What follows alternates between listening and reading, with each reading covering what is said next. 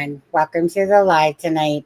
And Charmaine, as much as I thought I had everything ready, I forgot to post it to on my own channel. Darn it! I'm sitting there, I got everything go. Totally forget to set up YouTube Studio. Then I realize I didn't even post it to the channel either. So no! I know. Well, I'm just going to do it now. Did anybody? How many? Let's see. Oh, I hear doggy. Yes, he's upset. Yeah, just give me one sec, guys. I hate it when I do this. Canada. Jack and Lily. Oops. My goodness. Go ahead, Charmaine. Take the lead. Jack and Lily. On there. Sorry, guys. Just give me 2 secs. Hope everybody's doing okay and hit that like button. Hi, Melissa. Melissa in the house. I'm just trying to have a look and see who's all here. Who's Peter? Just Melissa's chatting. Nobody else wants to chat. No. Come on. Yeah, they will. Yeah. Okay. So 1 second. I just gotta do one more thing, and I'll be right there. Oh, I was all prepared with all my things across the thing, and then but I just got off of work not too long ago, and I was running a little bit late. Raced to make a thumbnail. Blah blah blah blah blah blah blah blah blah. And yeah, so apparently I wasn't ready. Okay, so I posted it there now. Anyways, hey everyone. Okay, so Charmaine's here in the house. I see Melissa's in the chat over there. We're going to be talking about Lily and Jack Sullivan. We're going to be talking about Dylan Eller, and we're going to be talking about Sebastian Rogers. Okay, so we'll start off quickly with hello everyone. How are you guys doing on this Thursday evening? And so Dylan Eller is a case in 2020 where a 3-year-old went missing. A lot of people, it's from Truro in Nova Scotia, which is the same area that Malaya and her mom are from, in the Truro area of the Pictou County. And again, it's a case that a lot of people were bringing up. Deception Detective has been covering it. We're going to watch that a little bit later, like we have been the last few days as well, as he's playing different parts of that documentary. And so, again, this is a case where the parents think that they're not really sure if something suspicious was more happened in the case, or if Dylan just did actually end up in the water. They just simply want answers. Sebastian Rogers disappeared February 25th, 2024. It's been over a year. Again, a tragic case so far. I mean, obviously it's a year and February, March, April, May, 3 months pretty much. So about 15 months. And Sebastian, when he disappeared, he was 15 years old. He's on the autistic spectrum, a high functioning autistic, and he's 16 years old, and just another tragic case. One definitely where you side eye, the bio mom and the stepdad, and Seth Rogers is the bio dad that's been diligently searching for his son. Very mysterious case, this one. But we all know that at the end of the day, if answers ever come, it's not going to be as mysterious as it seems. If answers hopefully ever come for Sebastian Rogers, and I pray that they do, just as I do for any case, right, Charmaine? Absolutely. It's usually something that we haven't thought of. Like, I can't think of a single case where, they figure out what happened, and I'm like, that's exactly what I thought. You know what I mean? There's always something that you're not thinking of, or that you never even imagined that, things, just weird things happen. Like that there's a little girl, I think, who went missing, and like weeks later, not even weeks, I think like 8 or 9 days later, they found her in an abandoned house in a chimney, or a little boy. Yeah. Never even occurred to anybody that was the case, and it was something ridiculous, like 5 doors down from her house. Yeah, I remember that. Joe, are you referring to Sebastian or Dylan when you're saying you just watched us on the W5 News, learned about the whole story? Just only because I've been talking about a couple now, so I wasn't sure which one. Is W5? I'm I thinking. think that's I Canadian. think that's Canadian. Yeah. Yeah, so either Dylan or Yeah, yeah. Dylan. Okay, I just wanted to be sure. Okay, so at the end of the day, Sherman and I are out of British Columbia. She's in the Salmon Arm, Shuswap area. I'm down here in the Vancouver area. And of course, this case is Nova Scotia, which is back on the eastern side of Canada. Very beautiful place. New Brunswick, Nova Scotia, PEI.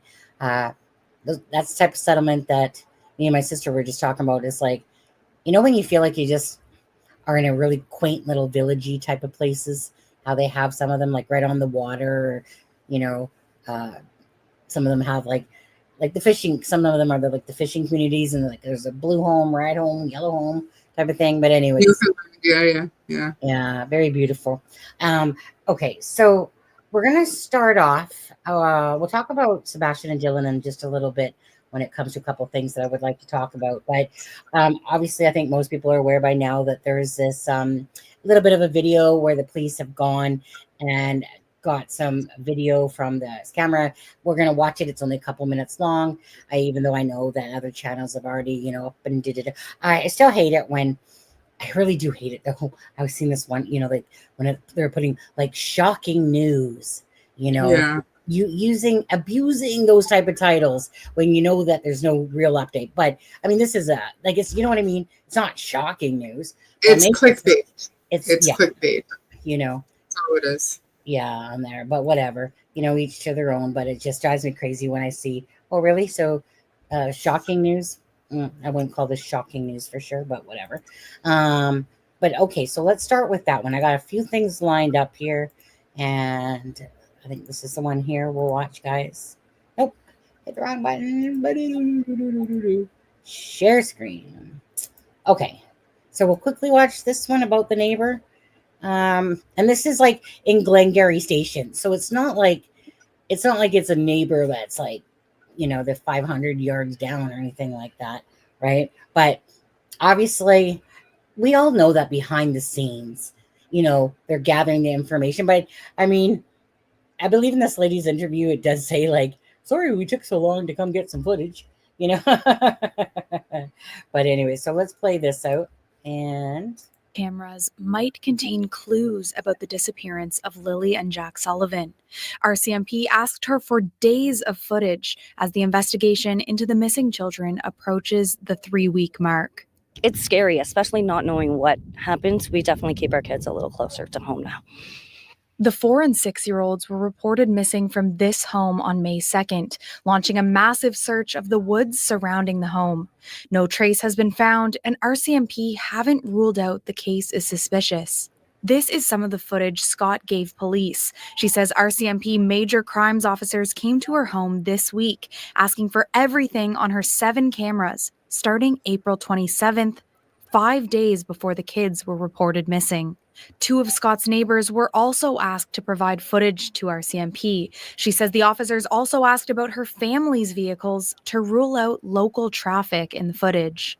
Possibly they are wondering if they didn't go missing earlier, or maybe somebody who isn't local to the area was around beforehand. This road is the most direct path from Scott's property to the home the kids went missing from. We drove between the 2 places. It's about an 18-minute drive down rough dirt roads. Straight through the woods, it's about 5 kilometers. I did mention to them that I was very happy to see them and glad that they were canvassing a little further and looking at trail cam footage.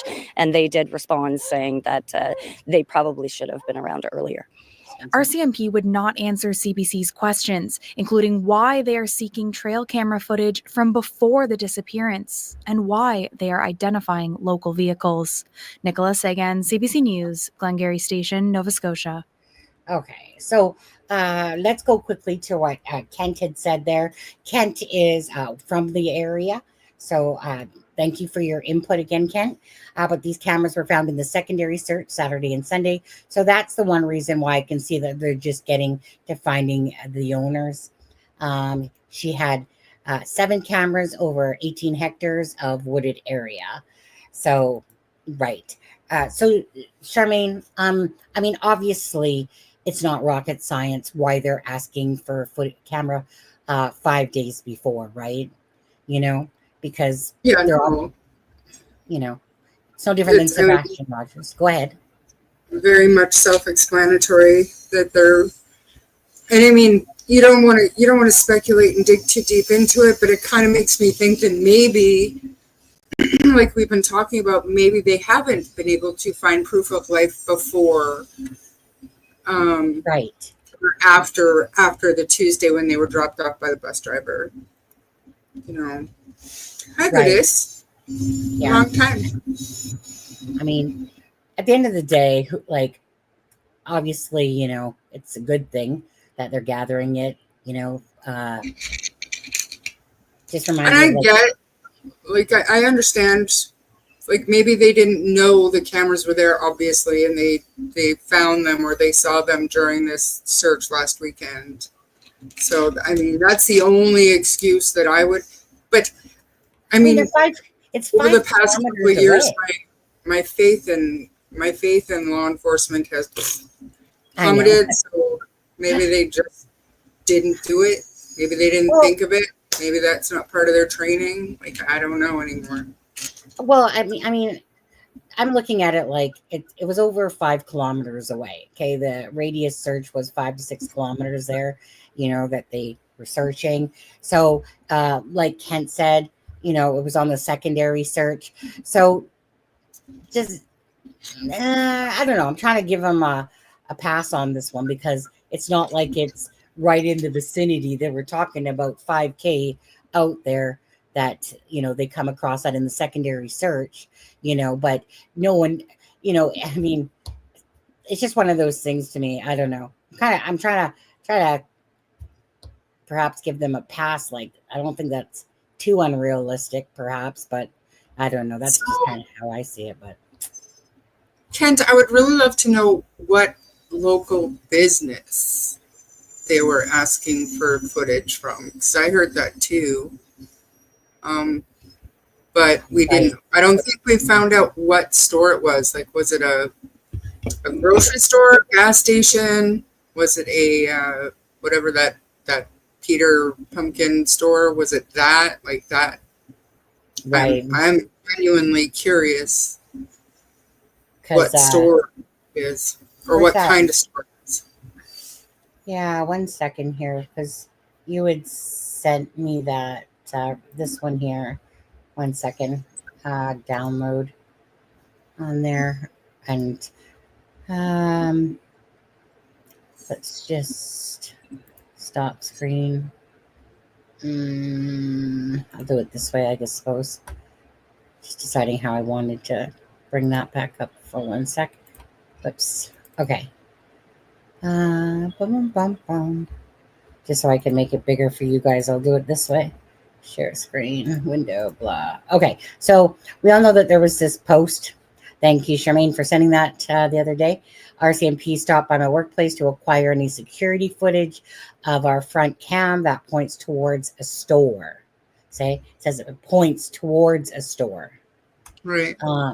So it's almost like it's a home, but it points towards a store, perhaps, is how I'm taking that. Yeah. Said that financial digging showed a parent had a transaction at the store early in the week when kids were out of school, but not reported missing yet.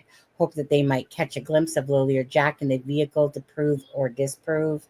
And then it says, are you allowed to say whether or not the cameras showed the kids? Unfortunately, I don't know what to look for. Time/vehicle. Right.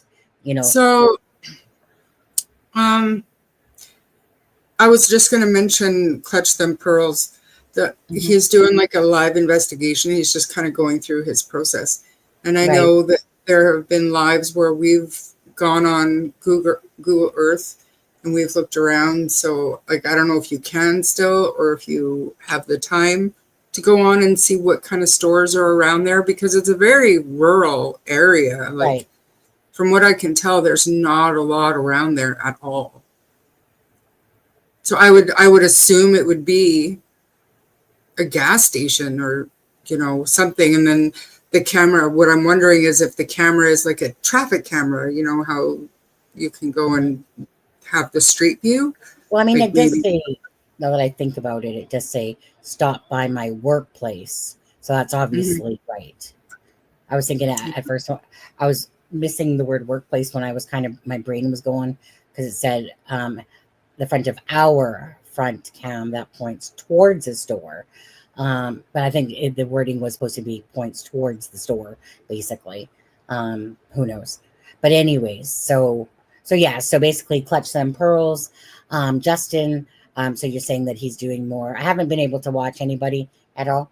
I know that Clutch Them Pearls covers it, Mob Crew covers it. Well, a lot of people cover it. Plunder put out a video yesterday that I was listening to and then fell asleep to, sadly, on there.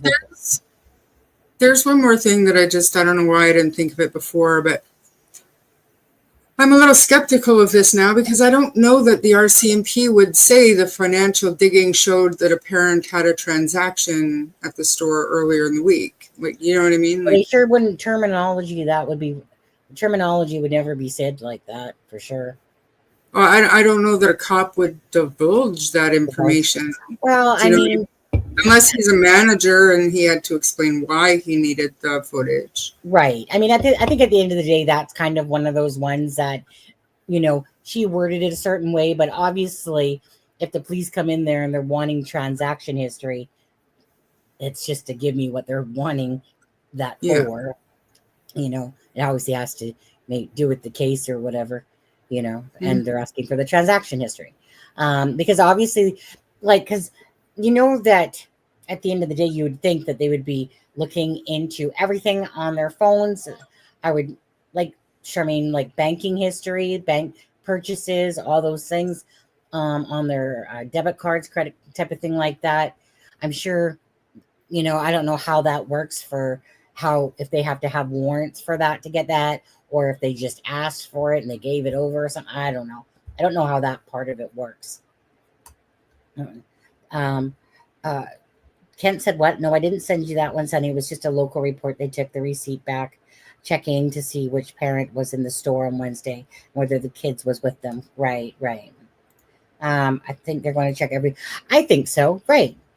I mean, maybe if it was a simple, blurb in them, maybe not. Like I said, that we're talking at the very perimeter of where these kids, if they went off in the woods, if their direction isn't that the child was abducted, the children weren't abducted, and that, but that say, if you guys hear yelling in the back, that's my husband. He's gaming right now, and he gets freaking high pitched alto, him and his brother, when they're gaming. So, anyways, just saying that. But the direction was, well, let's check the woods. I mean, I don't know if they're kicking themselves for thinking that in the woods and maybe putting less credibility. Maybe they have information that absolutely shows that it wasn't an abduction of some sort.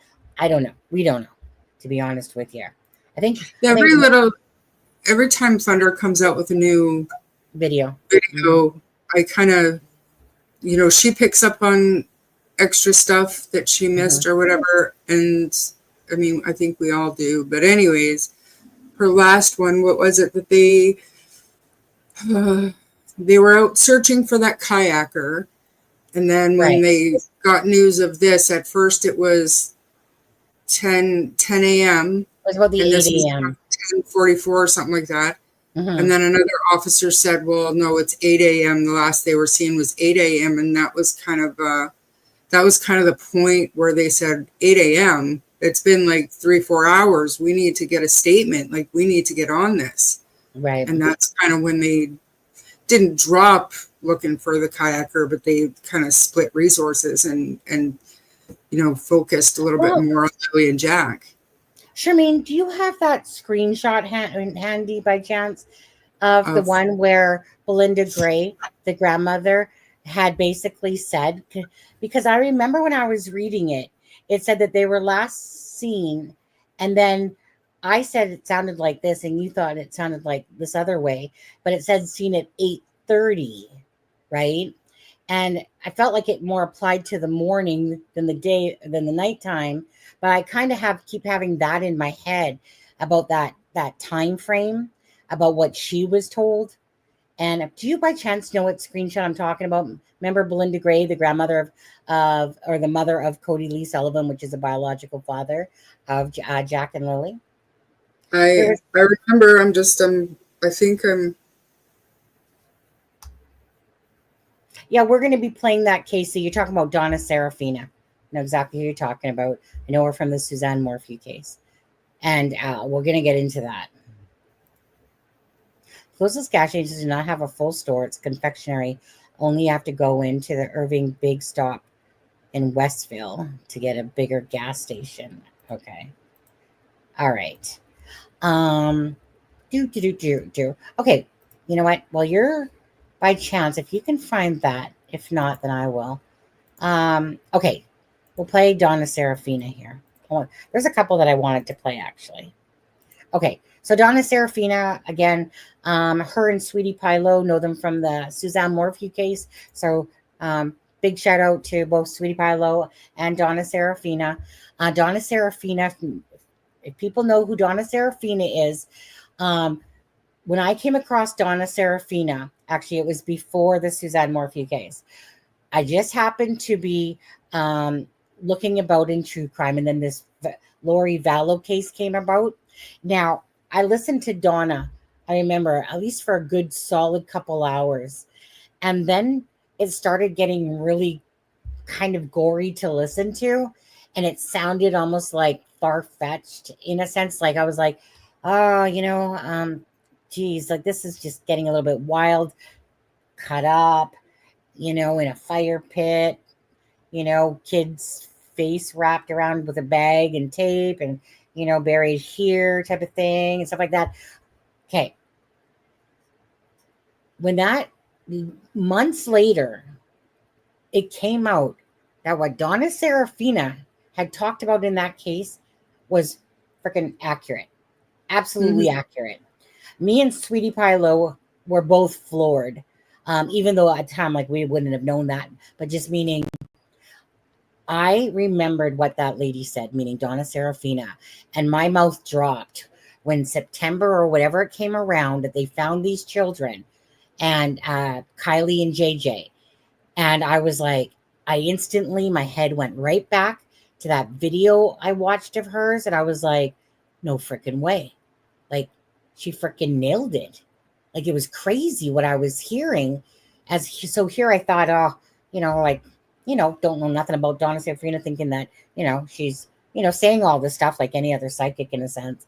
But I instantly, my mouth dropped and I was like, no way, kid. JJ tied up with a bag around his face with masking tape, fire pit, freaking, you know what I mean? Just, what I'm saying. Okay. So that's how I remember Donna Serafina. So if there's if there's anyone I'm kind of going to believe when it comes to someone to go to that at least has credibility, it's Donna Serafina. So, when Donna Serafina put this video out yesterday, someone had sent it to me. I think it was Charmaine or somebody, or did I see it before you actually sent it to me? Can't remember. Might have been, I can't remember. Either way, doesn't matter.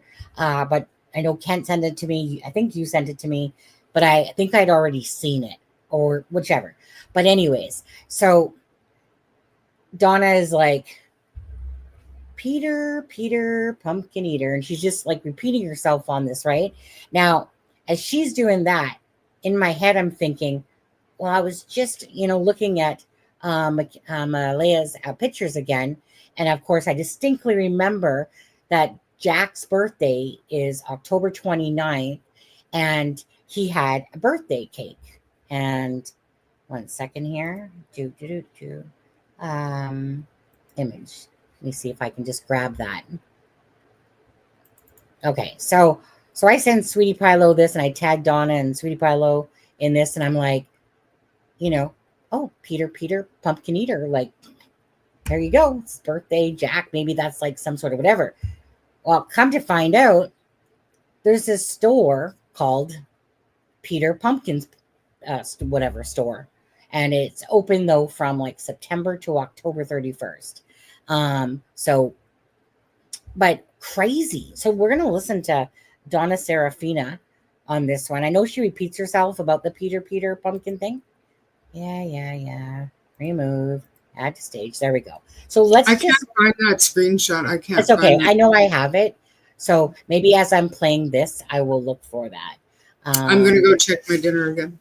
Okay. And sorry, you guys. I know you guys are typing madly over here, but sometimes it is hard to keep up. The majority of the ground searchers left because they knew that they were looking for a kayaker. I know the body recovered. Yes. Make sure you aren't stuck in talk chat on there. Talking to me. And wow, a pumpkin. Yeah. Listen to the Dolly show. He hosts live phone calls. Yeah, I know who Dolly is. People can either take him or leave him. He's kind of just, I enjoy him. He's kind of like sarcastic, jokes around a lot, takes live in calls. More of a definitely a chilled person for sure. Sometimes he talks about people embellishing thumbnails, but he should talk on that stuff because he's the one with the big shocking news across his thumbnail today. He's like, I don't do stuff like that. Yeah, you do too, Dolly. But he's a good guy. I can tell he's a good guy. And a relative. But some channels, they're really about bringing in the income to go with it and stuff like that, constantly supporting the channel, making people's houses bigger and pools bigger, perhaps. But he's a good guy. You can see it. And his wife, too, there. And did searches among over 100 people. Very emotional. They found the clothes. Yeah. Yes. Yeah, he's had a few call-ins for sure. From people over there in Nova Scotia. Probably feel like some people, like Dolly, he gives off the vibe like, you know what, give us a call, makes people feel like they can call, whereas maybe some other channels not necessarily have that same vibe going on. He's married, Steffa. Stop it. I was number 3 and dropped to number 1. Anyways, let me play this out. And got the voice on this. It wasn't for me. And this is the clue. Okay, hold on. We'll hit play. There was a clue, and it sounds real corny. I know. But it came into my head. It wasn't for me. And this is the clue. Peter, pumpkin eater, had a girl and could not keep her. Put her in a pumpkin shell, and there he kept her very well. Okay, so somebody will know something related to that. I know that for a fact that did not come from me. And the other thing that I kept seeing was I would see her get off the school bus and I see her little boots, and they're not the boots in the picture. They're darker colored boots with little objects on them.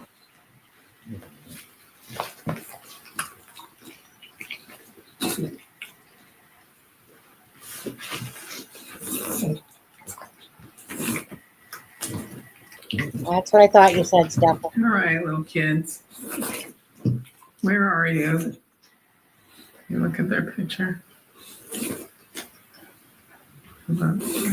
Cute picture. Okay, kitty. Where are you? All right, so we're looking for Jack, or information on Jack and Lily Sullivan. I'm going to tell you this rhyme that came into my head, and it sounds real trivial, but you know what? It could hold a clue. Okay, this is the actual clue. Peter, pumpkin eater, had a girl and could not keep her. Put her in a pumpkin shell, and there he kept her very well. Now, is that a name, Peter? Or does that rhyme mean something to the mother or father and have a special location or connotation for them? I don't know. As a psychic, I don't know. I just know that I received it, and I know for sure it's not for me. Another thing, when I was meditating the other day, I just kept seeing them getting off the school bus, or at least the girl, probably the boy. But I didn't really see her face. I just saw her rain boots, and they were dark colored with little objects on them, not the light colored ones in the photo. And I didn't see the bus driver, and I didn't see the kids on the bus. I just saw the bus. So that's kind of interesting too. It's a clue, and it sounds real corny, I know, but it came into my head. It wasn't for me, and this is the clue. Peter, pumpkin eater, had a girl and could not keep her. Put her in. Pretty sure we're all familiar with that nursery rhyme. Peter, pumpkin eater, had a wife and couldn't keep her, even though she says girlfriend on there. So I'm going to stop it for a second, okay? And then we're going to go to Google Earth. Stop screen. So, honestly, just crazy a little bit sometimes. Share screen, present. Where are you? Share screen, window. Right. So, and trust me, you guys, Donna, she's not that type of person to go, oh, let me go Google around and find a store called Peter's Pumpkin. And then, oh, I'm just going to put it out there like I'm some sort of psychic. That's not Donna. That's not how she works. Donna's a very genuine person. She lost her daughter a long time ago. And she's a Reverend Donna Serafina. And yeah, and so she's not one of those ones, okay? She's not no fraud. She doesn't play games like that. So in saying that, let's go to Google Earth. So then she started, after she kind of had that in her head, she started looking around the whole, like the area, and then came across Peter's Pumpkins, right? So I must say personally, because I was thinking, well, Jack's birthday, it's October 29th. He's got a pumpkin, Peter, pumpkin eater type of thing. So when I learned that there was this Peter's Pumpkin, I'm like, well, good on you, Donna. Again, if anyone knows the Lori Vallow case, then they would know that Donna Serafina was freaking hit the nail on the head for such a crazy case. All the things that Donna had said, I don't want to say everything, but I mean the gist about where the children were, like what happened to them, everything. It was like, I just was in awe. I automatically remembered this meditation or whatever she was doing all those months earlier, going, no way. So meaning I had hindsight, because it wasn't about spring. She put it out in January, I remember, because I remember going back to look if that information was kind of out type of thing, but it wasn't. And so and I had been watching it, like about 3 or 4 months after she had put it out, because I'd only come across it. So like I said, I believe it was put out in like January, that kind of area. And then, like I said, fast forward to September, or whenever the children were actually found, whatever month they were found in, it was sometime around there. All of a sudden, it was just crazy.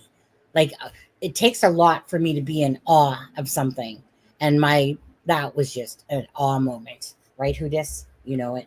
But anyways, so Donna says that. And then lo and behold, there's this place called Peter's Pumpkin.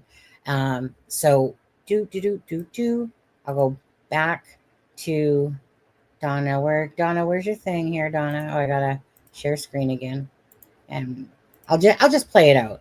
I got it on 1.25. Pumpkin shell, and there he kept her very well.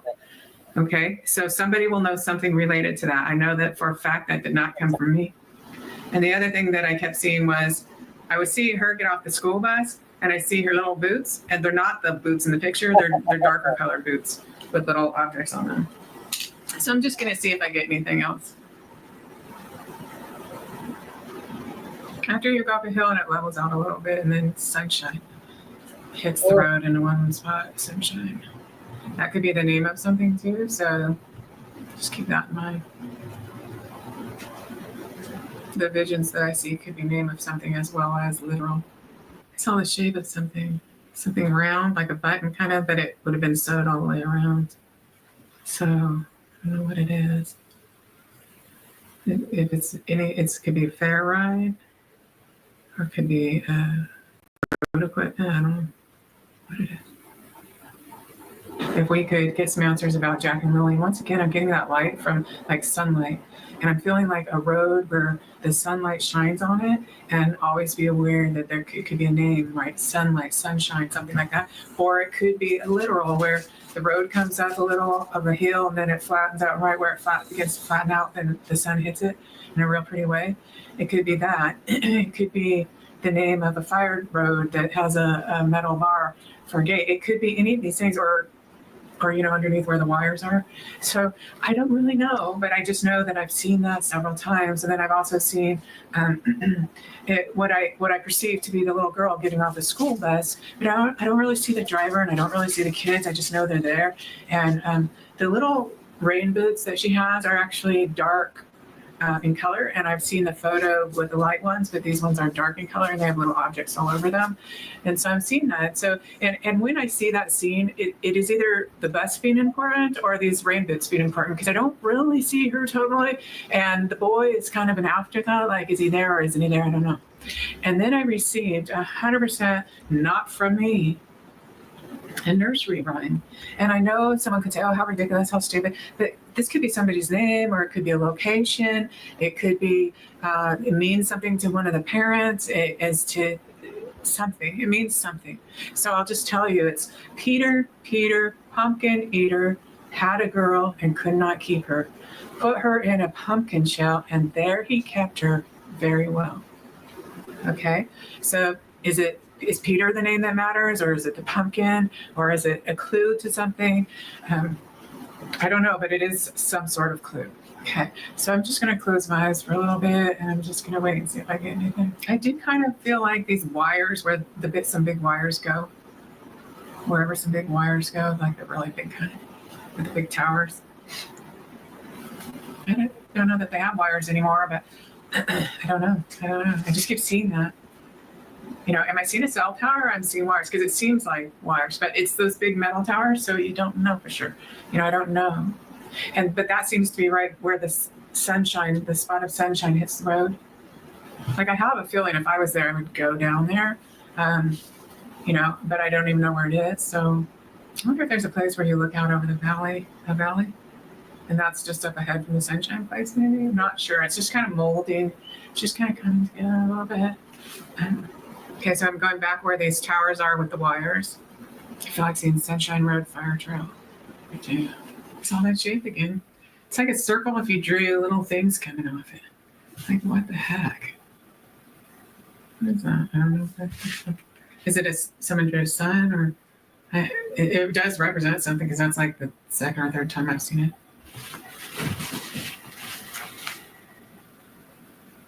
There's one of these toys, like those worms that you kind of wiggle and make it move. I mean, it could be different. It could be a whole different, like, entity, if you will, of plastic thing. But it's something along those lines that you sit on, and maybe you can even make it roll. Maybe it doesn't wiggle up and down like that, but it's that idea of a little toddler toy of being able to sit on it and make it roll. Okay, so was that the end of hers? 1 second. Okay, so that was Donna Serafina, and actually we're going to be watching another one, because I was watching this one yesterday, and like I said, I don't really promote things if I don't feel like there's any value to them or whatever. But this other lady that I've never even seen before, out of the United Kingdom, not Trish James, by the way, but I noticed that she's using Trish James tarot cards on there, but Trish James I like as well. So, okay, let me bring you up that quickly. Let me bring That's up interesting, Kent. what did Ken say?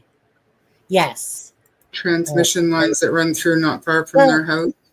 Well, I was gonna say, so we're gonna, you guys, if you guys aren't into the in this particular live for a little bit of it, we're gonna be watching, like we just listened to Donna Serafina. If you're not subscribed to her, definitely consider subscribing to her, and Sweetie Pie Low too. She's covering the case. You want to talk about some great individuals?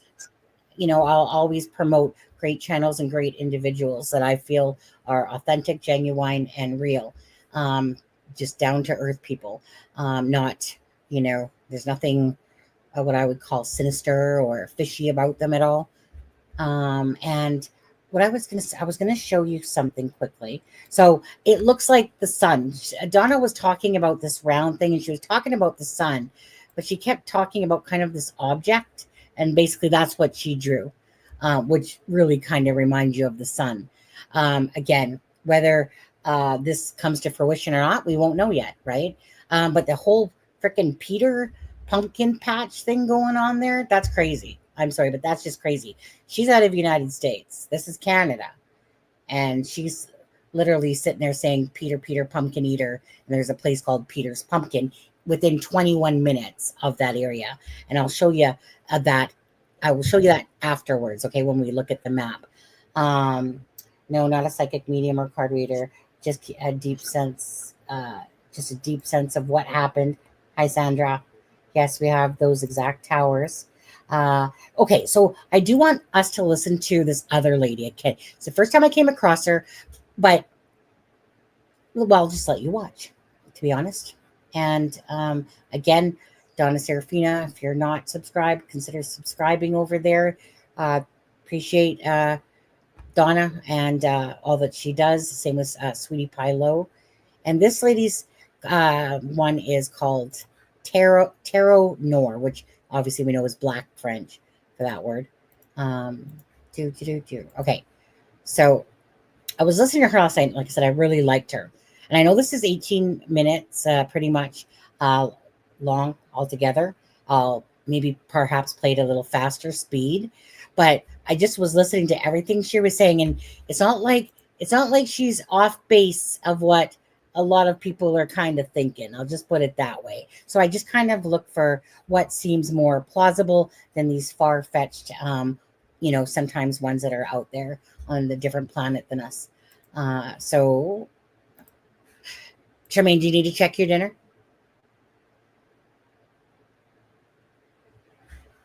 No, it's cooked. I've got it now just on warm for when Ian gets home. We're good. Well, I was gonna say, if you can turn off the camera here. You said you got your dinner beside you? No, I put it on warm, just waiting for Ian to get home. I'm good. Okay. I'm gonna watch this. I haven't watched it, so yeah. Trust me, I see what you guys feel after watching it yourselves. She's not really judgmental, but yet she's putting out there. I just thought it was really good. So I will play this one. And if you're not subscribed, please. This lady only has, let's see here. It was, here, let's go back, 1.41 subscribers. And I should have probably done this with Donna's as well. I can go back and do that, but copy. I'm just going to put her link in there. So you guys, if you guys by chance are into this and want to support her, I'm sure once you listen to it that, a lot of you might want to consider subscribing to her. Again, she's only at like 1.1K subscribers. So we'll do that. And now we will go back to here. Hi everyone, I hope you're all doing well. I haven't been online for a while, but I do have a reading that I'm going to share with you today. This one is on the two young children that are missing in Nova Scotia, Jack and Lily Sullivan. And I've really gone in and out of myself so many times about what to say, what not to put in it. And I'm very, very conscious that obviously these children have friends, there's family, there's a search going on to try and find them at the moment. And I know sometimes, we saw it with Jay Slater, didn't we, where sometimes things can get a bit out of hand with social media. So I thought my throat's gone. The best way to do it was to tell you what I have from the reading, but actually phrase the questions a little differently. So ask why possibly, why the children haven't been found, where they might be, what law enforcement can do to find them, rather than, casting accusations and trying to state what's happened before there's been a full investigation into it. So before I start, I do have to say that this is for entertainment purposes only. It's my thoughts and opinions. It's not fact. Now, in terms of why these children haven't been found, I do feel that there's a lot of cloak and daggers with this case. I feel like a lot of things, it's just not quite accurate, some of the information. And I feel as though that's for a number of reasons. There could be a couple of people who's outright just making things up. But on top of that, I feel as though there's certain things and statements that have been made and people genuinely can't remember, they don't know. One of the things that I do feel quite strongly in this case, and the card always comes out, is to go back and check these times, because for whatever reason they are off. They're just not right. And you know, it could be that, you know, the parents possibly slept a little longer than they said they had, and so the timings aren't right there. But for whatever reason, these timings are just not right at all. And I keep getting that through this reading, that for the search to find these children, then that needs to go, they need to look at these again and have a reassessment of what's going on there. Now, I'm going to show you a couple of cards. Timing. And Absolutely. I feel as though this is related to possibly, well, a specific event that, you know, there was quite a few people at that time. And what I get is the sort of lies and cover up. Now, I'm not saying that this is because, and I'm not going to say either, that this is because something happened to Jack and Lily and everyone's covering it. I feel as though there's something that might make people look bad, so it's sort of not been mentioned, it's been covered over, and people really don't want to go into the details of it. And again, I get something happened behind closed doors, and I feel like this is where the search needs to go to, rather than, you know, sort of, oh, they wandered off. I feel as though something's happened, particularly around Jack. I get this feeling that something went on behind closed doors, and it's a bit like you need to go back to this incident, and then things will start to come together, things will start to snowball a bit more from there. But in terms of, you know, some of the search, what we're not getting things that are quite accurate, and the next part I'll come on to, you know, what could be done to try and find them. I do feel as though those children will be found, and this card falls out, and it's always, you know, heartbreaking when you see something like please find me, and you've got two little children who's out there missing.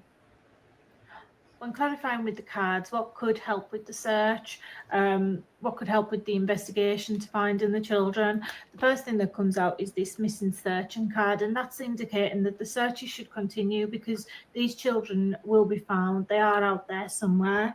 I'm also getting this person of interest, and I get a female energy around this card.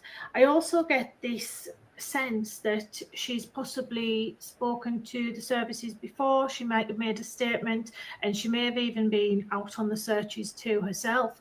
But because of this error in the timelines, I'm going to call it, it might not have been taken seriously, but she's going to be a witness in the future.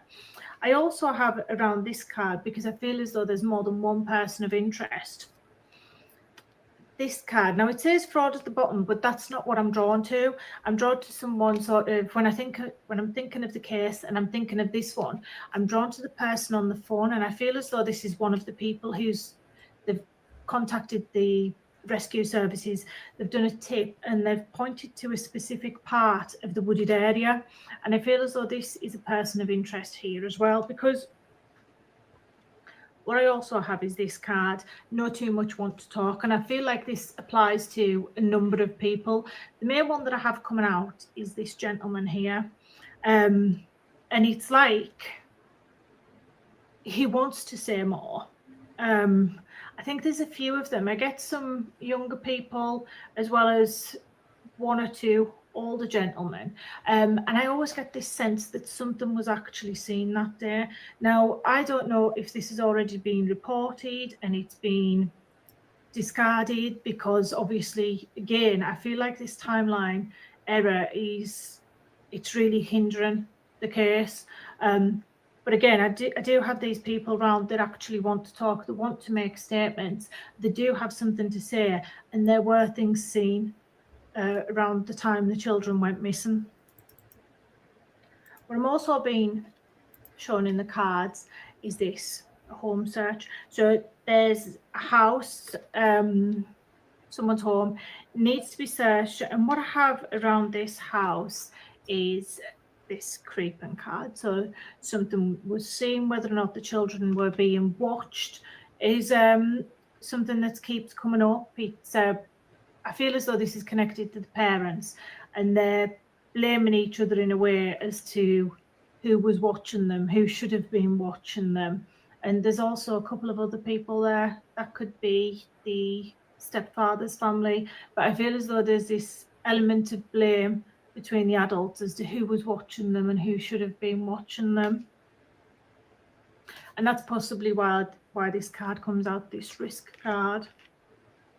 I also have around this house, this search, this card here, this fire, and I feel as though something's going to be found in some sort of ashes, as though it's been, someone's attempted to destroy it.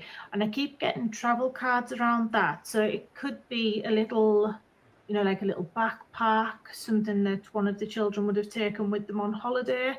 But again, I'm being shown that there's this house search that's relevant, that can help piece clues together and that can assist the teams with the search. Another thing that keeps coming out in this reading, and again, I feel as though this is connected to the mother and the stepfather, is, you know, this card had to get away. Now, I also have this mental struggle around this too, and I do, obviously, they're going to be in absolute turmoil right now. We have the spouse partners card, so that's the two of them there together. But what I also have is this disaster, like sort of something's happened, and I'm not going to say they've seen anything, I'm not going to say that they know anything, but they have this feeling, you know, however you look at it, they have this feeling that something's happened and it's been catastrophic, and they're sort of blaming each other. It's like, who was watching them again? And I do feel like what this boils down to is who was watching them, why wasn't anyone there, and a lot of blame going between the two of them, which is why the mother's left, why she's got out. Now, I do appreciate that this can seem a bit vague, but I'm just trying not to add, you know, too much speculation or anything to the case while it's still ongoing. But with the children, I do feel as though they're in, I get different energies around them. So with little Jack, I feel almost like he's trapped. I feel a bit something around my neck. Do you know, I don't know, did he have asthma or something? But I feel as though there's something tangled, wrapped, something like that, but he's trapped is what I feel. And what I'm getting is that he's close to the water. I keep getting these cards out each time, and I keep seeing it as well. So we have this drain or waterway, tunnel or underground. I feel as though it's more like a bridge than a tunnel, but I also keep getting these, do you know, like metal rods or bars? There's some sort of pillars just close by that I keep seeing as well. Now, in terms of, you know, he will be found. I do feel he's going to be found. In terms of things that, you know, actions that should be taken, I keep getting this leap of faith, and I'm drawn to the dog as well with this card. But what I'm getting is go slightly further afield. It's like he's somewhere, I don't know whether it's been searched or not yet, whether it's within the area, but I'm getting just take this leap of faith. I don't feel as though it's somewhere that's easily accessible. I feel as though it's quite difficult for people to get there. So possibly that's why I'm being shown the dog.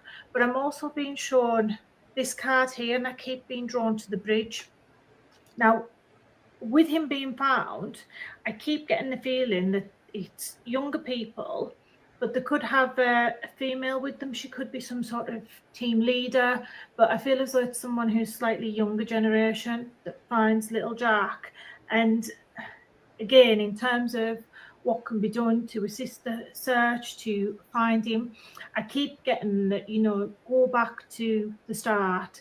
There's people not showing the true face with this one. And I mean that for lots of people rather than just focusing on the family group.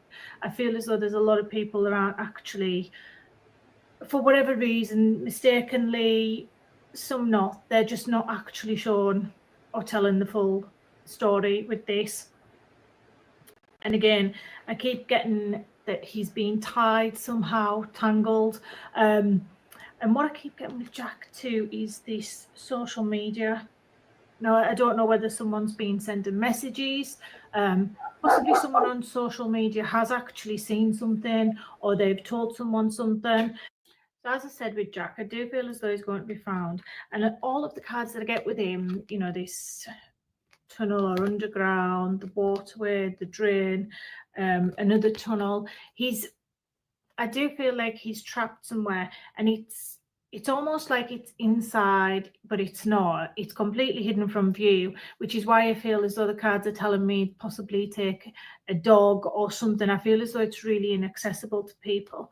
And I'm also feeling as though it's like it's in the water, but I'm getting sort of look up. So I don't know what that means. I do have to say too that around Jack, I keep getting this card, which is the accident. So something did happen to him, unfortunately.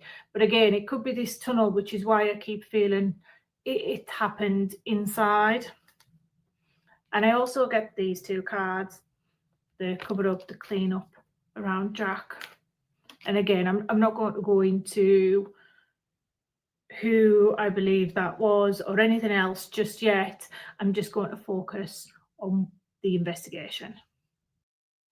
Now, with the two children, I get two completely different feelings around them.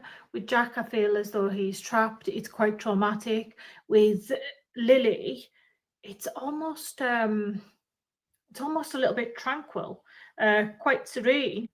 And around her, I feel as though her location is closer to I get like a shoreline or something. So she's at the water's edge. I keep on seeing lots of birds too. So again, I feel as though I'm going towards the coast here. I could be wrong because I don't feel as though there are any coasts or, you know, shores or beaches around where the two children went missing. But that's the feeling I get around Lily. I also get that there's this female energy around her. Now, that could be because there's a female presence. It could be close to a female's house who she knows, or it could be somewhere that's named after a female. But I get this really, really strong female presence around where Lily is at this point in time. To go through finding her, again, the same things come out as they did for Jack. We had the tunnel underground, we have the waterway. So it could be that the two children were in some sort of waterway and they've been separated. But I also get this, and you know, please find me, that always sort of makes you feel a little bad, doesn't it? Pulls at your heartstrings a little. And again, for the services to go back, I'm being told there are clues there are things to be found. And what we have here is the home or the house search again. And we have the vehicle or moved. Now, I do feel as though there's a vehicle or something similar to a vehicle, not quite a car, I don't feel, but there's something there that's quite significant to these children's disappearance. Now, with this vehicle, I do get that something was actually seen there, and that's going to come up in the future at legal proceedings, some sort of trial. And the web of lies, I get this card, and I'm getting two things from this. So obviously there's a social media aspect where there's a lot of things being put out there that just aren't accurate at all. There's also the aspect where I feel as though someone's sent some sort of message. It could be through, I don't know, maybe Snapchat or something along those lines, but things have been covered over in this case, and someone does know what happened to those children. That's a really strong feeling that I'm getting through. Apologies if that seemed a little vague. I'm trying to say things without actually casting accusations. I don't want to be adding to any disinformation. And again, this is for entertainment purposes only. So going forward, I do feel as though there's going to be new evidence, there's new statements coming out, and a lot of lies are going to be revealed. So all of these cover up that keeps coming out, I feel as though that's going to be revealed. Now, there's a few things that I get that come through quite strongly. One of the things that we're going to see in the future is reports of this accident, this incident that happened, and I do strongly feel this was inside a building.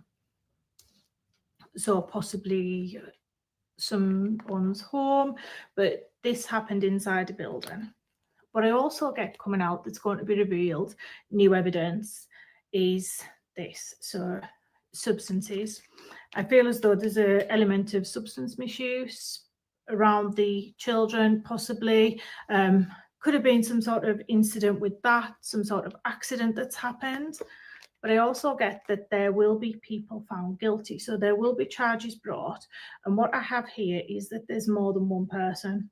So there's quite a few of them, I feel, involved in this. At least 2, possibly 4, 5 that'll be caught. I also get this strong feeling that something happens through social media.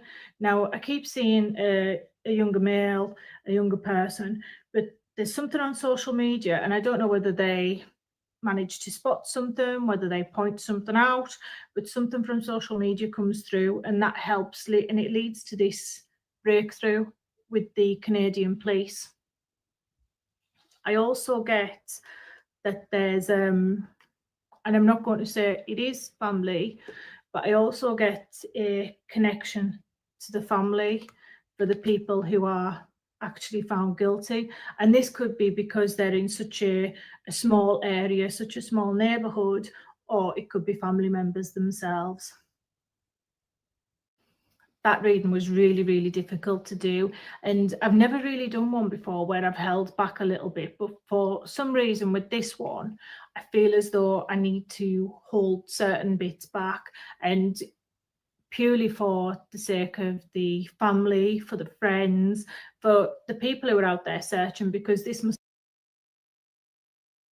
Here, one second.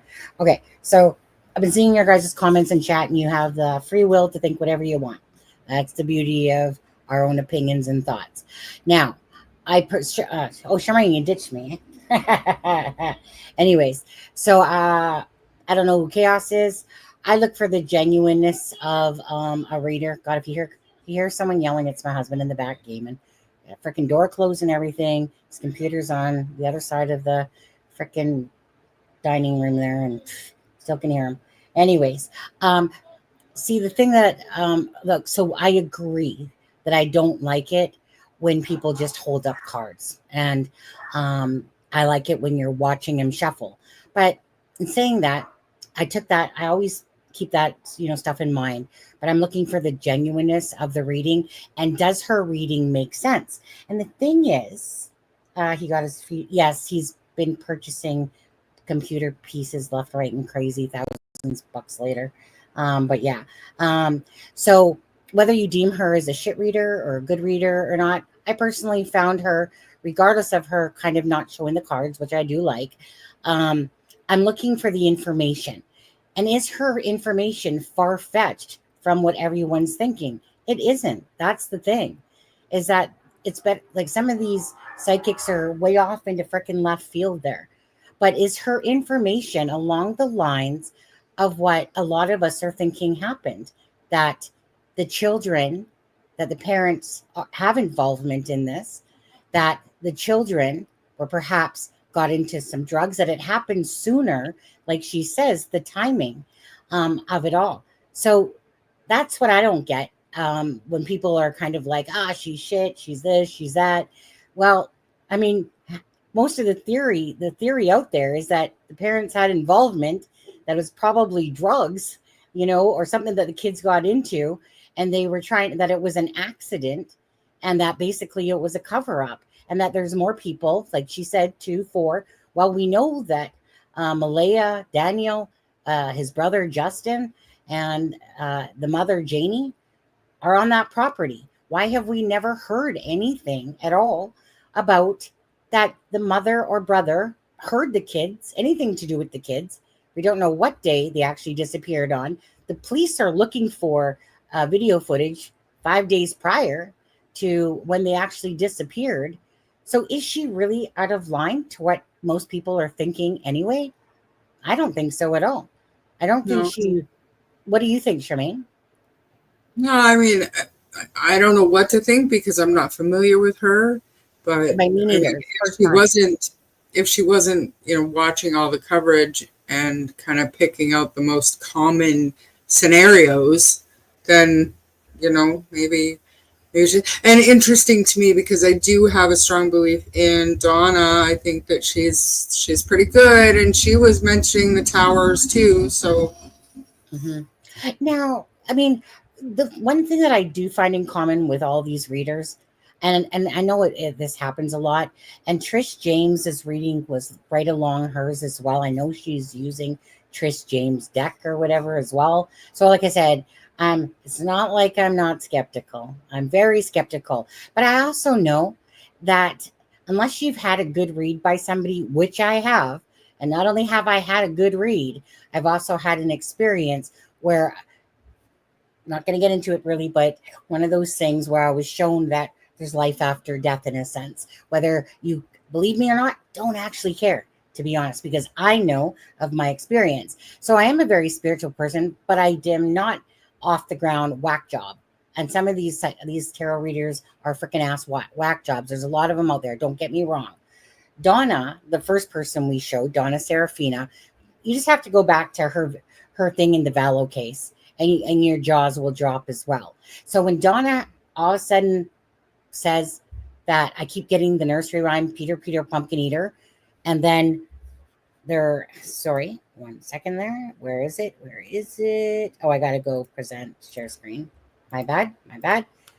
And then all of a sudden you come across this, which is like 21 minutes away. And there's a place called Peter's Pumpkin. Now, so I know that there's legit people out there. I've been read by an amazing lady back when I was 26. Amazing, jaw-dropping. She doesn't want to know my birthday. She doesn't want to know anything. She basically told me what was in my brain and things that I was thinking about doing. It was ridiculous. Me and my friend Margarita had went to see her. I was on the verge of leaving my first guy that I was with for 11 years, married for 2 years of those. And me and her happened to go to this lady that somebody recommended, and the stuff that she was saying was just ridiculous. It was just spot on. Not generic. It was not generic at all. She literally just said like all these crazy things.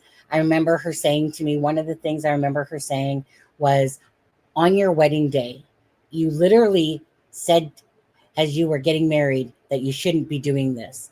And I literally said that. I wasn't that person, but I kind of married him, even though he was very abusive and stuff. I did it because I wanted to do it for everybody else, not myself so much. I mean, did I love him? Yeah, I did.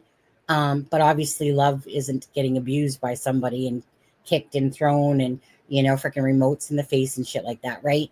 But I was doing it because everyone expected it. And I just felt like I just had to put what I wanted to the side to please other people. Wrong mistake, but it was a learning curve. Anyways, this lady told me so many things. Nobody knew besides Margarita that I was thinking about going to Florida. For me to even say I was thinking about going to Florida was crazy.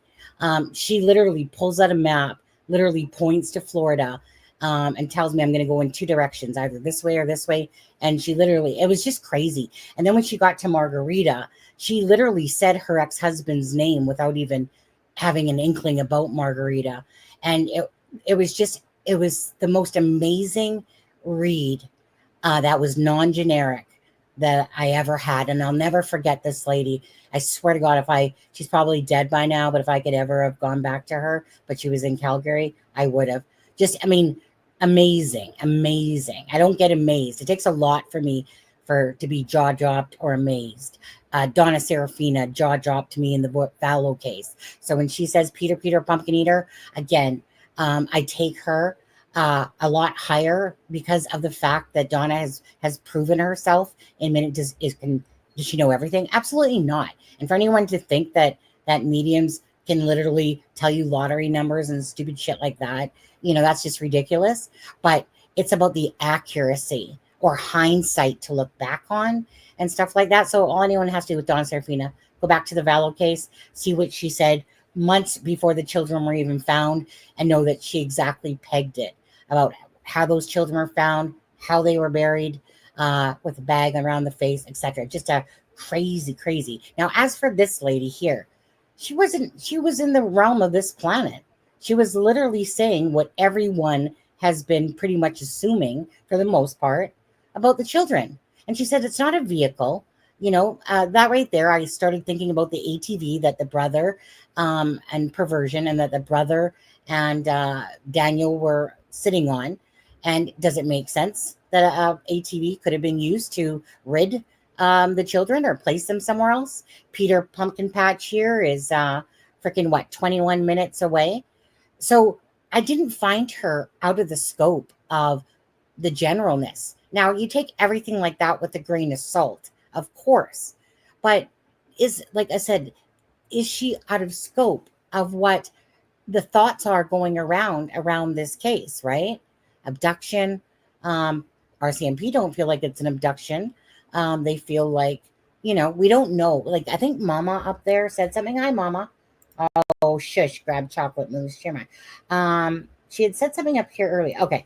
I cannot see the parents being able to be so smart that clues haven't pointed straight to them thus far. But that's the thing, Mama. That's the thing. I'll tell you. What goes on and what they're doing, is totally different than what we think could be happening. Because trust me when I say this, they got a shitload of information. But like any case, you want to find the bodies before any arrests typically are made, right? Because the bodies are, of course, going to tell the story pretty much, whether something happened to these children, whether they were actually lost in the woods and couldn't be, you know what I mean? So that part I don't agree with, because always in cases, there's always so much more that we don't know than we do know. And I think that's the case here. And it's just a matter of time. And I really feel like this case isn't going to need a ton of time myself. Do you feel that way, Charmaine, about this case? You guys feeling that? Let me know. I was surprised that it went this long, to be honest with you. But I also think that a few things. I don't think thinking about the damage from Hurricane Fiona, I don't know, because I am an experienced ATV rider. I don't know that it would be all that easy to transport two small children through that terrain. One. Number two, little Cole had mentioned, just like the psychic had mentioned, fire. There was a fire that day. It was 20 kilometers away. I don't know if they looked into that or in that area. Kent, 1 second, Charmaine. Kent, that fire, was it near the pumpkin patch area? Considering Charmaine just said it was 20 minutes away, and that the pumpkin patch is 21 minutes away from 1407 Gairloch. Go ahead, Charmaine. Sorry about that, but I wanted to ask Kent if he knows. Yeah. And then, like, another thing, like, I'm all over the place with this, because what Kent was saying about if you were to drive over Mount Tom going west along the power transmission line, which is something that Donna had said about, which is about 150 feet or so wide, you would come to a plateau at the top, which, again, Donna did talk about a spot where she thought about a spot where you'd come over and the sun would shine down on you. I mean, like, what Donnie, and if you go, when I watched her coverage of the Vallow case, I went back and I watched all of her case reviews, everything that she had done, and she has been wrong. She has been wrong. But there are other ones that she has been right. And there was even one that was unsolved. A little toddler went missing, and he was camping with his parents. And I mean, and I'm not saying I'm psychic or anything like that, but when I was researching the story, the first thing that I thought about was a bear. That's the only thing in that whole scenario, if you look into the whole case, and I wish I could remember the little boy's name, but I can't. It's the only thing that made sense. There's like no clues, and there were bear tracks in the area, but there was nothing kind of left behind. But you're talking about a 2-year-old little boy. But anyways, that's what she had seen. And it's still unsolved, whatever. Law enforcement aren't saying that that's what happened for sure. But, but Donna has been wrong, but the things that she's been right on, she has been spot on. And when we look at what she said about this, and then we go into Google Earth and we hear from locals and we start piecing it together, it's just, it can be used as an investigative tool. I'm not 100% sure, like I said, on this lady, because she very well could have, watched YouTube coverage, and just like you and I and most people in chat, we have a scenario in our head that kind of makes sense, and she kind of hit on all those points, right? So article. The bus driver's name was in the article. Brian, can't remember his Why last is name. that wild? What am I missing? Why is that wild? What's wild? Oh, y'all found out the bus driver, the name is Brian. Well, yeah, it's because it was in an article. It said who the bus driver was. I was using my psychic, Brian, or it was in an article. Now, no, if you go to Bible. See, okay, so no, if you go to Bible Hill, and then come back in the old number for highway, that's where the forest fire was. No, if you go to Bible Hill and then come back, and when you have time, can you do me a favor? Can you send me by chance a screenshot of that area on there if you have time? I went to school in Bible Hill. Yeah, because I know about the fire, but I actually didn't really look into the fire about that. Well, that's the first thing. So it was the same day, I want to say they had evacuations and everything up in that area, and I thought, well, that's suspicious. But then, like, nothing ever came of it. And I understand they were thinking the children had been missing since, even if 8 a.m., that's just not enough time. But now if we're reconsidering that maybe sometime between Tuesday evening and Friday morning this happened, that's plenty of time to get that far. And I don't know if they ever found out how that fire started. Like, was there a thunder lightning storm? Was there a power line down? Was careless smoking, ATV, all these things? Right. I mean, it might not have nothing to do with it at all. Absolutely. It could. You don't believe that they're deceased, Cyber Chaos? Cyber.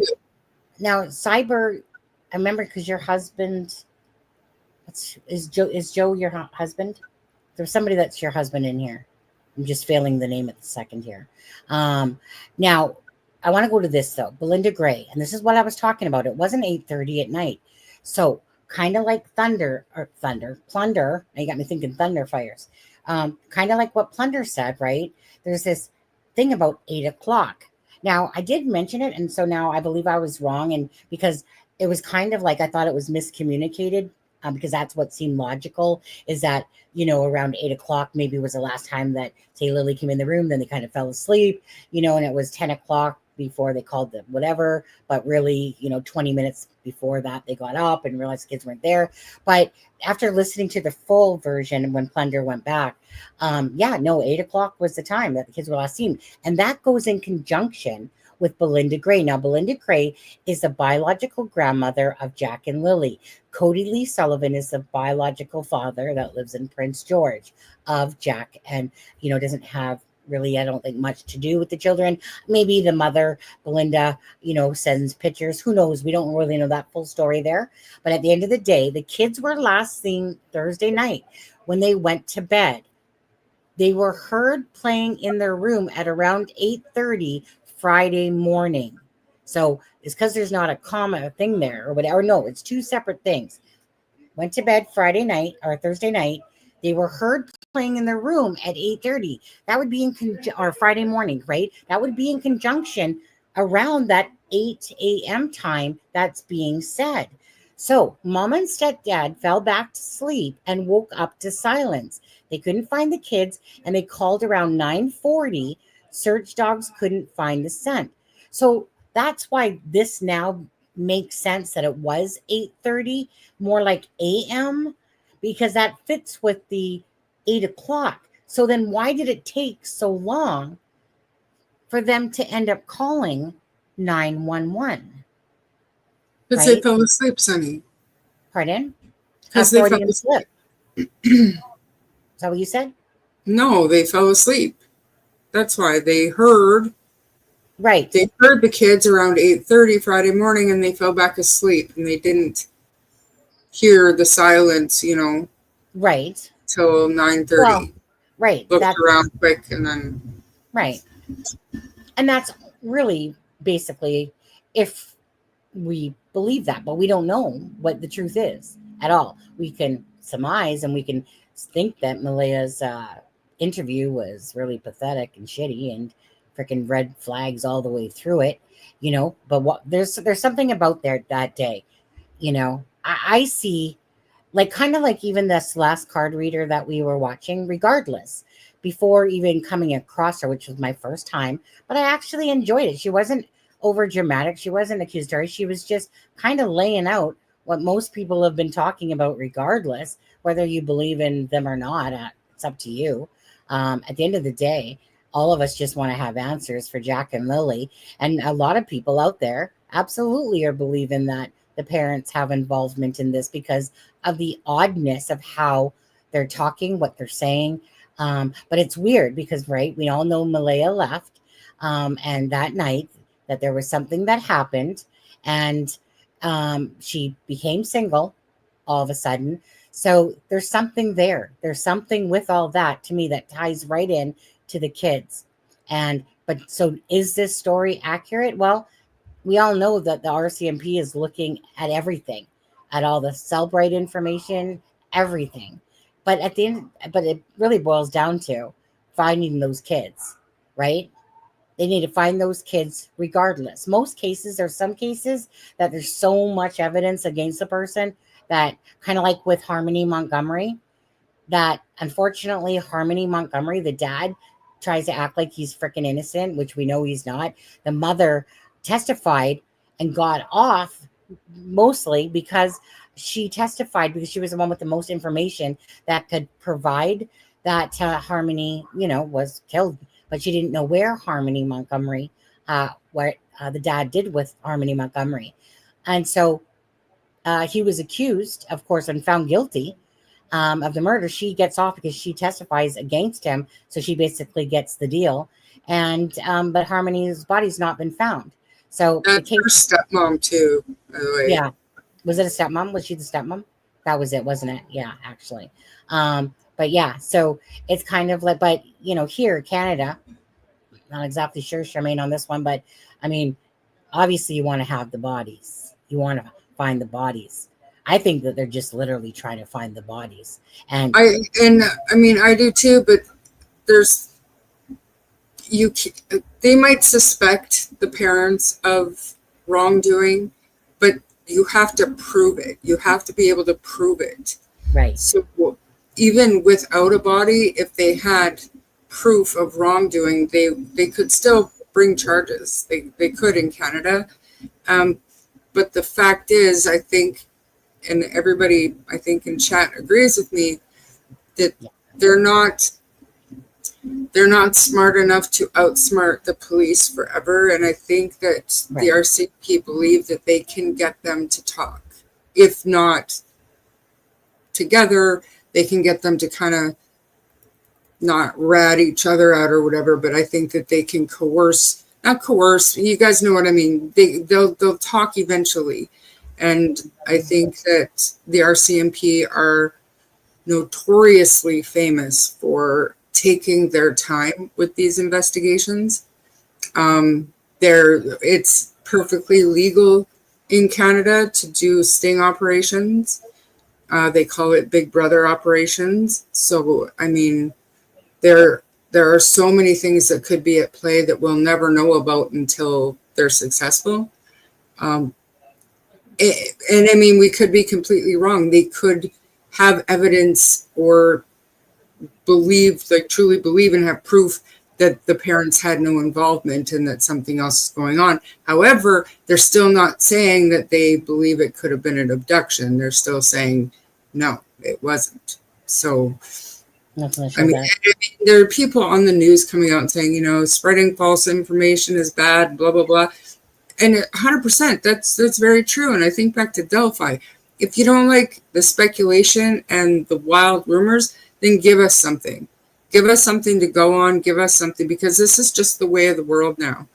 Cyber sleuths, web sleuths, YouTubers. This is what happens with cases. So law enforcement has to start using this platform as a tool and give information instead of keeping everything so close to the vest, because the messes and the speculation and the wild rumors and the attacking innocent people online come from the secrecy. So you don't have to tell us everything, but give us something. You know what I mean? Something is completely outlandish and way out in left field, then get on the news and tell us that, so we can go, okay, so we're going to go a different direction. I mean, they're fueling the fire, in my opinion. I think so as well. They're fueling the fire, and that's where they could, keep it down to a small little fire, to be honest with you. Absolutely. They can. And I think that, to me, I'm not going to mention any names, but I think that somebody high up in law enforcement in the Delphi case was feeding a podcast certain information because they were trying to steer the narrative. And I mean, that prove me wrong. That's exactly what happened. This podcast would come out with breaking news, and that's where everybody would go. And it would be like that. And then the pressure would be off where they really were going, because they were, all of the social media and the rumors and everything were going on this wild goose chase that law enforcement. I mean, they can do that if they want to, but they have to know that YouTubers and web sleuths can be used as an investigative tool if wielded properly. You know what I mean? I'm just trying to read what Ravenstar. Hi, Ravenstar. Sunstar, Raven Sunstar. Please keep in mind that the grandfather is native and us natives protect our own. No RCMP are allowed on the res. We have our own tribal police. They can't get on our res, which means reservation, guys, unless the chief says so and our tribal council says that they are allowed on the res. Do you live on a reservation yourself, Raven? In Canada?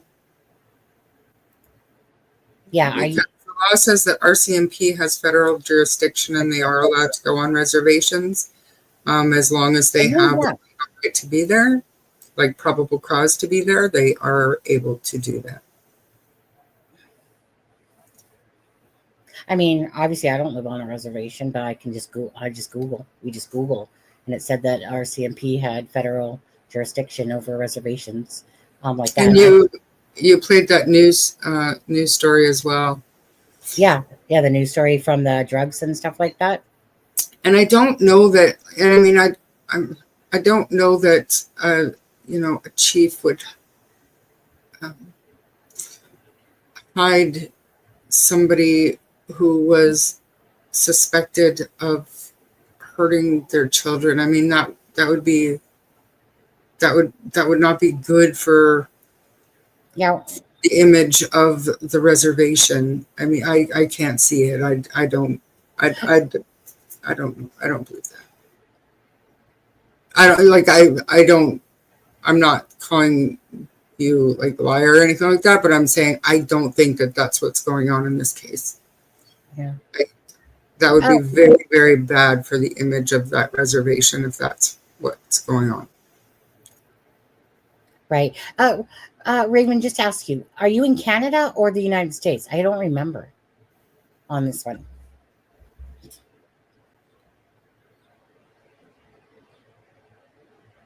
I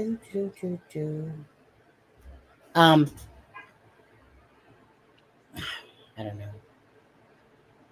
Because that news story was from Nova Scotia. Like, I know in Alberta, the RCMP can go onto a reservation. The one I played was from Nova Scotia. It was literally, I am Mohawk. Yeah. But are you from, I don't know what that means exactly, but is that from, are you out of Canada? I don't know. Everywhere. Why, honey? What, honey? What, baby? Well, Mohawks just like Cree, their reservations in Canada and the US, and I'm sure other places around the world too. Yeah. It's not, Mohawk is not. It's just that right, because everything we read on there was that RCMP has federal jurisdiction over a reservation to go on to a reservation. And I mean, unless Google's a complete lie, but then again, I don't live on a reservation. The RCMP is the federal force. They do not deal with reservation issues. That's exactly it. Thank you, Kent. That's exactly it. So if something had happened on a reservation, then the reservation police would be the ones to deal with that. However, this did not happen on a reservation. The RCMP have federal jurisdiction anywhere in Canada. I mean, that's the reservation police will deal with reservation issues for sure, 100%. 100%. Right. I also have family in Six Nations, but they don't live in reservations, and that's my confusion here. Yeah. And I'm not really sure how hard it is to say if you live in Canada or the USA, to be honest with you. She said Canada. Did she say Canada? Oh, no, Canada. Okay. I was waiting for it for like 5 minutes. I was like, Canada or US? Canada, yes. I'm Mick. Yeah, I think anybody would, but that's I think where the discrepancy is, where this wasn't a crime that occurred on a reservation. Right. And I mean, it's not even proven that she went to the reservation and that she's staying on the reservation. Her mother doesn't live on a reservation. So I don't think that that's what's going on here. Yes, ma'am. I'm in Canada. Okay, thanks, Raven. Charmaine, can you just take over the board for just a second? I want to go see my husband for a second. Yeah. And I gotta go wash him. Okay. Thank you. And thank you guys for the discussion. I'm not very fluent in reservations or anything like that. I grew up around a bunch when I was a kid, but I don't really know much about it. And besides Googling it the other day, when it was talking about the RCMP and reservations and blah, blah, blah, blah, blah. So it's me. I'm just learning as I'm doing for this stuff when it comes to that. I mean, I could be wrong. I think that most people who their family line has been in Canada for generations, I think we all have Native blood in our family tree. Most of us do. I know I do. I know my dad was half Native. My grandmother was a full Native, but and none of my family on my dad's side live on a reservation, haven't in generations. So I don't know much about it other than, creating,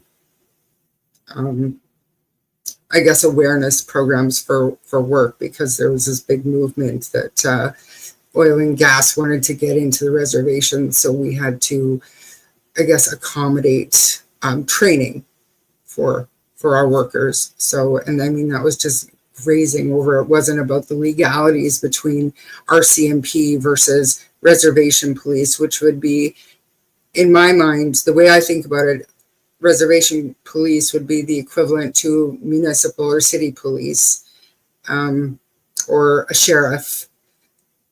But the RCMP is like our federal police. Do you know what I'm saying? It's not like the FBI, it's our FBI. It's not like the FBI because they don't need permission or an invite or anything like that, but they have federal jurisdiction.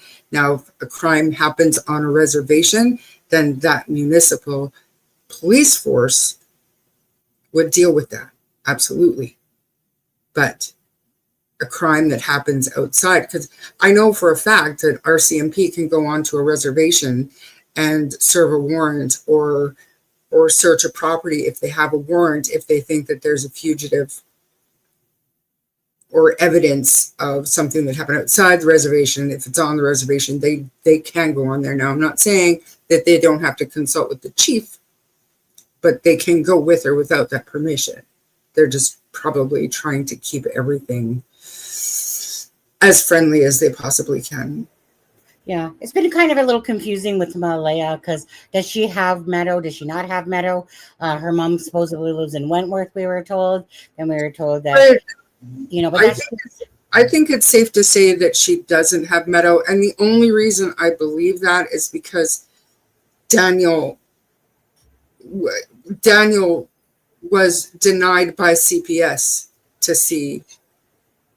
You know what I mean? So unless she went to court that day and got sole custody and blah, blah, blah, if she did all of that right away, which you know as well as I do, Sunny, that's difficult to do. Right. I don't know that CPS would say, well, no, Leia said that you can't see her. You know what I'm saying? Well, the only thing I'm thinking there, the only thing that would make me question that is if truly there was something that they're trying to bring to the surface that is more with his involvement more than hers, and that they're protecting this child at the moment. That's the only reason why I would even think that she might have it. But I think, in all fairness, during this case, because the unknown is there, that the child is best in CPS until there's more answers to come out to protect this other child, considering 2 children are missing. And like I said, who knows what's happening all in the background there, for sure. And I think that's pretty common, actually. I really do. I think that's pretty common that if there's a risk to a child in a house, look at Sunwell's. We don't know what they saw inside that house of Lily and Jack. We don't know what was found during the investigation inside the house. Right. But we know that in the Summer Wells case, you know, all of their kids were removed and they've never been charged with a crime. So I think that CPS has Meadow. I do. Yeah. You know, I mean, well, we know she's on a bucket video. I do want to say this. I do want to ask that anyone that is watching, please, it's really important, honestly, to hit the like. Don't do it for the sake of the channel. Don't care about that part of it. Please do it for the sake of the cases, whether it's Sebastian's, whether it's Dylan Eller's, or, of course, Lily and Jack here. It's really important. That's all you have to do. Is just simply hit that like. And if you want to get a little greedy and hit the like and the share, that would be great. Because again, it's really about the missing children, always first and foremost, at least from this channel's point of view. So if you guys could do that, only because I noticed that we're only at 44, and yet there's pretty much 120 people watching from this. So that would be great if you guys could do that. I see some people have already hit it. Definitely appreciate that. Now, I will play that clip one more time. That was 2 minutes long. And then we'll... that we played it from about the cameras type of idea. I'll be back in like 4 minutes. Yeah, go right ahead. Yep. Okay, so let's just watch this one again, guys. Trail cameras might contain clues about the disappearance of Lily and Jack Sullivan. RCMP asked her for days of footage as the investigation into the missing children approaches the 3-week mark. It's scary, especially not knowing what happens. We definitely keep our kids a little closer to home now. The 4- and 6-year-olds were reported missing from this home on May 2nd, launching a massive search of the woods surrounding the home. No trace has been found, and RCMP haven't ruled out the case is suspicious. This is some of the footage Scott gave police. She says RCMP major crimes officers came to her home this week, asking for everything on her 7 cameras, starting April 27th, 5 days before the kids were reported missing. 2 of Scott's neighbors were also asked to provide footage to RCMP. She says the officers also asked about her family's vehicles to rule out local traffic in the footage. Possibly they are wondering if they didn't go missing earlier, or maybe somebody who isn't local to the area was around beforehand. This road is the most direct path from Scott's property to the home the kids went missing from. We drove between the 2 places. It's about an 18-minute drive down rough dirt roads. Straight through the woods, it's about 5 kilometers. I did mention to them that I was very happy to see them and glad that they were canvassing a little further and looking at trail cam footage. And they did respond saying that they probably should have been around earlier. RCMP would not answer CBC's questions, including why they are seeking trail camera footage from before the disappearance and why they are identifying local vehicles. Nicola Sagans. I mean, I don't think it's rocket science about why they're asking for footage before. Obviously, they want to, have their ducks in a row, even though if they were perhaps a little bit late. Ken said earlier that the second search is kind of when they came across cameras or whatever, and basically that's at the pretty much the outer perimeter of the search, to be honest with you. Again, 4-year-old, 6-year-old, we would have to believe 20 minutes somehow they just miraculously disappeared into the woods. But I mean, abduction, right? Regardless, it's still on the table, whether we know, whether they know that it's for sure ruled out, or, but I wouldn't say that they know for sure unless they have literally evidence to prove otherwise. And it's just a matter of checking, building a case, finding the bodies, most importantly, finding out where those 2 children are. It's just so horrible, just horrible. I honestly, I have to kind of, I'm not sure what you guys do, but I have to kind of put my brain in 2 different modes, because the one that has to think about these children and that something horrible happened to them is have to put that to the back of my brain, because I can't stand thinking about it. But I kind of have to block my brain of those type of thoughts when we're doing lives and talking about cases and stuff like that. But it's always there, looking at children. I mean, who can't be affected by it? Any person that would never harm a child would obviously be affected, because people that have children, love their children, couldn't imagine two children, you guys, a lot of you guys might not know about this case out near Delphi. It happened around just before Delphi did. And it's about those 4 beautiful Black girls that ended up, I can't think of all their names. They start with like KKK, but they're like Kanisha, like all these different ones. But anyways, a mother lost all 4 of her daughters, all 4 of them. And it's just a very tragic story, that one. So and just imagine that a fire happens. It's deemed as, they deem it as accidental, then they rule it as not accidental, that it was like set. I mean, this home was a fire starter regardless, like, old wood, dilapidated type of home, but this mother lost all 4 of her daughters. Just unimaginable. So 2 children, right? I know that Belinda Gray posted this clip that we just watched on her Facebook, and my heart just breaks for people that aren't involved, or if anyone has any involvement from within the family or not. So anyways, let's see here. Now, I wanted to ask this. Okay, so besides it being rumors, because I hate rumors, I hate things that are said that aren't true. So how do we know that the neighbor wouldn't let them on the property? Someone said that. I'm not sure I think it was you, Cyber Chaos. The neighbors. Oh, right here. The neighbors. But how do we know that? Who said that has credible receipts to have said that? I mean, I've heard it before, but it becomes about whether it's some anonymous poster, and bullshit. I don't like to add bullshit if it's not actually got receipts to it, because that's just what muddles cases, is by, people, like I said, saying stuff, but it's not necessarily fact. So was there something that you know of where that came from? Just to ask you. Hi, Leslie. My aunt works with the RCMP. I asked her this question one time. Her response was that they have jurisdiction in any municipality, regardless of whether there is not a local police force. Thank you, Leslie. Yeah. I asked her the question. Her response was that they have jurisdiction in any municipality, regardless of whether or not there's not a local police force. Yeah. Well, like I said, I'm pretty much clueless to that, but people that obviously have been in the RCMP, married, because there was somebody here that was married to an RCMP officer for 14 years, I think it was, as well. We typically, on this channel, this was never meant to be a true crime thing for me originally. It was because of a case called Delphi that is the reason why I'm still sitting here, freaking 5 years later, pretty much. Yeah, it will be 5 years pretty much now, I suppose. And it's kind of like Charmaine.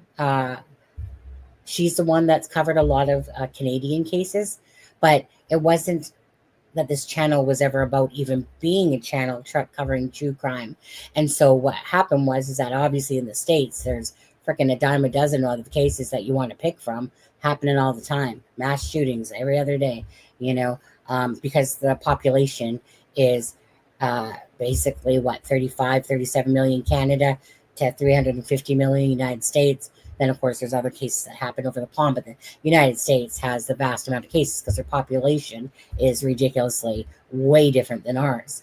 But it was, like I said, it was never intended. But Charmaine's covered many of cases. Good night, Cyber Chaos. Have a good one.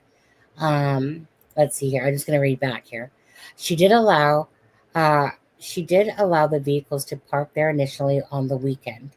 On the Monday, she asked him if they could remove the vehicles because she was going away Tuesday for an appointment. What vehicles? What's Kent? What are you going on about? What's he going on about?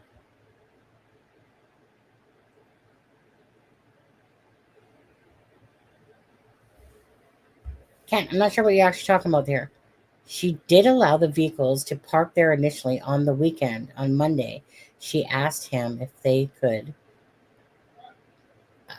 Yeah, I think he's talking about a neighbor. There was a neighbor who was letting them park there. She had to go.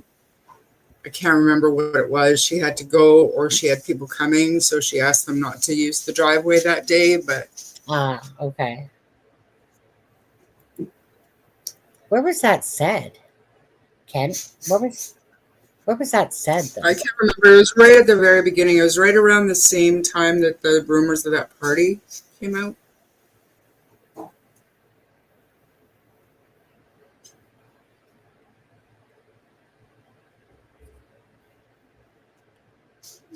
I had to educate your Ottawa RCMP, Leslie, because they keep stopping all our native men off the res. Cherry picking. Hello. Now, again, I heard there was a big party and there's nothing to prove a party. Absolutely. There's nothing. Meaning Dolly gets people calling in from Nova Scotia. And trust me, these people, unless they're family members, if there was people there, unless they're so tight-lipped and there was only a small group and it looked like a lot of cars, these people would come out of the woodwork to anonymously to send that information in, but they usually always come out of the woodwork to let somebody know that they know, right? Meaning they'll send an email to a YouTuber and say, hey, look, I don't want to be named, but, or type of thing, but, I was there type of thing. But there's been nothing about that. We don't know anything at all besides an anonymous post of someone saying that it looked like a crack house, a neighbor saying it looked like a crack house, and there were a bunch of vehicles. But it could be there was a bunch of vehicles because look, we see a shitload on their property anyway. But this person, if they're a neighbor, is a shitload, maybe a few extra that was maybe family members together. Charmaine, if we were to speculate, do you think that if you feel like perhaps that Malaya and Daniel are guilty of anything, do you think that also perhaps any other family member on the property would be guilty of knowledge? If you were a guessing person. Or do you think not? So weird that they've never mentioned anything about going to the camper, though, and checking for the kids there. Never heard once. But so we don't know the family dynamic. Obviously, Daniel and Malia worked together for 3 years, living there for 2, but we don't know what kind of relationship, number one, he had with his mom, and number 2, what his mom thought of having stepchildren. There could be a dynamic there where they just weren't on good terms, or the kids weren't welcome there, so they automatically knew the kids wouldn't go there. Maybe the mom had dogs or something that the kids were afraid of, so they wouldn't go there. So I mean, I don't even I find it hard to believe that if something happened, okay, so take step grandma out of the picture because we haven't seen nothing of her. Right. But yeah. the brother obviously was there assisting with the search. So I find it hard to believe that he wouldn't be aware of something However, if he lives in that camper, you would think that it would have been brought up by now. Somebody would have mentioned something about Tom's brother, confirmed sighting of them in the morning, even if it was just a lie, just to, give them that timeline alibi, not alibi, but you know what I mean, to verify that, yes, that we're playing in the yard between 8:30 and 10, whatever. But none of that's happened. So I think that, no, I don't think that there's any knowledge there whatsoever. And people were saying, oh, well, brother looks awfully relaxed on his ATV. But like I said at the very beginning, if you zoom in on his face, he doesn't look all that relaxed. Yeah, he's kicked back a little bit, but his face does not show, any kind of amusement or any kind of, like, he doesn't look calm. Yeah, He doesn't look relaxed. Concerned. Yeah, I get what you're saying there. Charmaine, is Ian home? Yes. Ian home now? Oh, okay. Yes. Do you need to go have your dinner now? Well, I got him his dinner. I don't need to eat right now. Okay, are you sure? Because I don't want to keep you if you know what I mean. That's all. No, I'm good for another half hour or so. I'm good. Okay. Maybe I'm just going to play a little bit of Plunder. You guys can go listen to all of it if you haven't yet. Plunder, honestly, again, a great YouTube channel. She compacts a lot of information. She's, I think she's a reporter in real life type of thing, or does articles and stuff like that. Either way, she's a Tennessee Bureau. She compacts a lot of information. She really deep dives. She does a lot of homework. She's really good at what she does. So if you don't know who Plunder is, you should really go subscribe to her. Her name is Paula Neal Mooney on there. But we'll play a little bit of Paula's from yesterday. Breaking for all Pictou County. Okay, so I've been covering other cases, plenty of other cases, but I can't help still think every day about Lily and Jack Sullivan. Where could they be? We know there was a big search for them. The search was scaled back, then it resumed. I'm like, what's happening? I'm checking every day for valid updates, anything from the RCMP. But, I have to remember cases in Canada where you just don't get much information. I remember Trina Hunt. From the beginning, searching for information about this missing woman and not getting much info. And then 4 years later, charges were laid. Charges were laid against her husband, Ian Hunt. We kind of thought he was shady from the beginning, but, again, I held my tongue. I was like, I'm not going to say much about what I'm feeling until we get more from authorities. Authorities know what they're doing. They have more clues and insider information than us. So since we haven't heard anything, I'm thinking, let's go back to the beginning. I believe this is what detectives do when it's a cold case. I am not saying that Jack and Lily's case would be a cold case. Authorities might not believe it's a cold case. They're still investigating. Again, they know a lot more than we know. But I went back to the beginning. And for me, that involved those first few critical hours of May 2nd. Early that morning, what was the first thing I heard on the dispatch audio? Let's go ahead here. Foster here. Just speaking with Glenn, are you able to authorize and start getting some search teams going to the Gairloch locations while we try and locate a GSAR commander? Up on 601. And I caught a few more things that previously I had kind of glossed over or even kind of totally missed. In this case, if you're not familiar, there is 6-year-old Lily Sullivan. She's missing along with her brother, 4-year-old Jack Sullivan. They've been missing reportedly since May 2nd. Police received a 911 call from their mom saying that this young boy and this young girl had just wandered away from their home. It's a road in Canada in Nova Scotia called Gairloch Road. It's a lot of greenery, country, treacherous land out there. The nearest neighbor is definitely not just 100 feet away. I went back to the basics and, pulled down all that audio, raw audio from May 2nd again. I'd read that call through SRCC there to get the helo headed that way. Yeah, we just gave him the corrections. That's 1407 Gairloch Road in Lansdowne. Copy that. I pulled down, downloaded all that raw audio again, and I was surprised that the first mention of anything about this missing case was at 10:44 a.m. on May 2nd. Specifically, I was looking for all the instances of when 8 a.m. was mentioned. And surprisingly, I heard it mentioned once again twice. I started thinking about the context in which the 8 a.m. or 8 o'clock times were said. I feel like the first seeds of doubt were planted really early on in the minds of some up there who maybe just did not believe this story of this mom and stepdad, or maybe they just had a gut feeling like investigators or searchers often do. In the bedroom, we called this morning and they haven't been seen since then.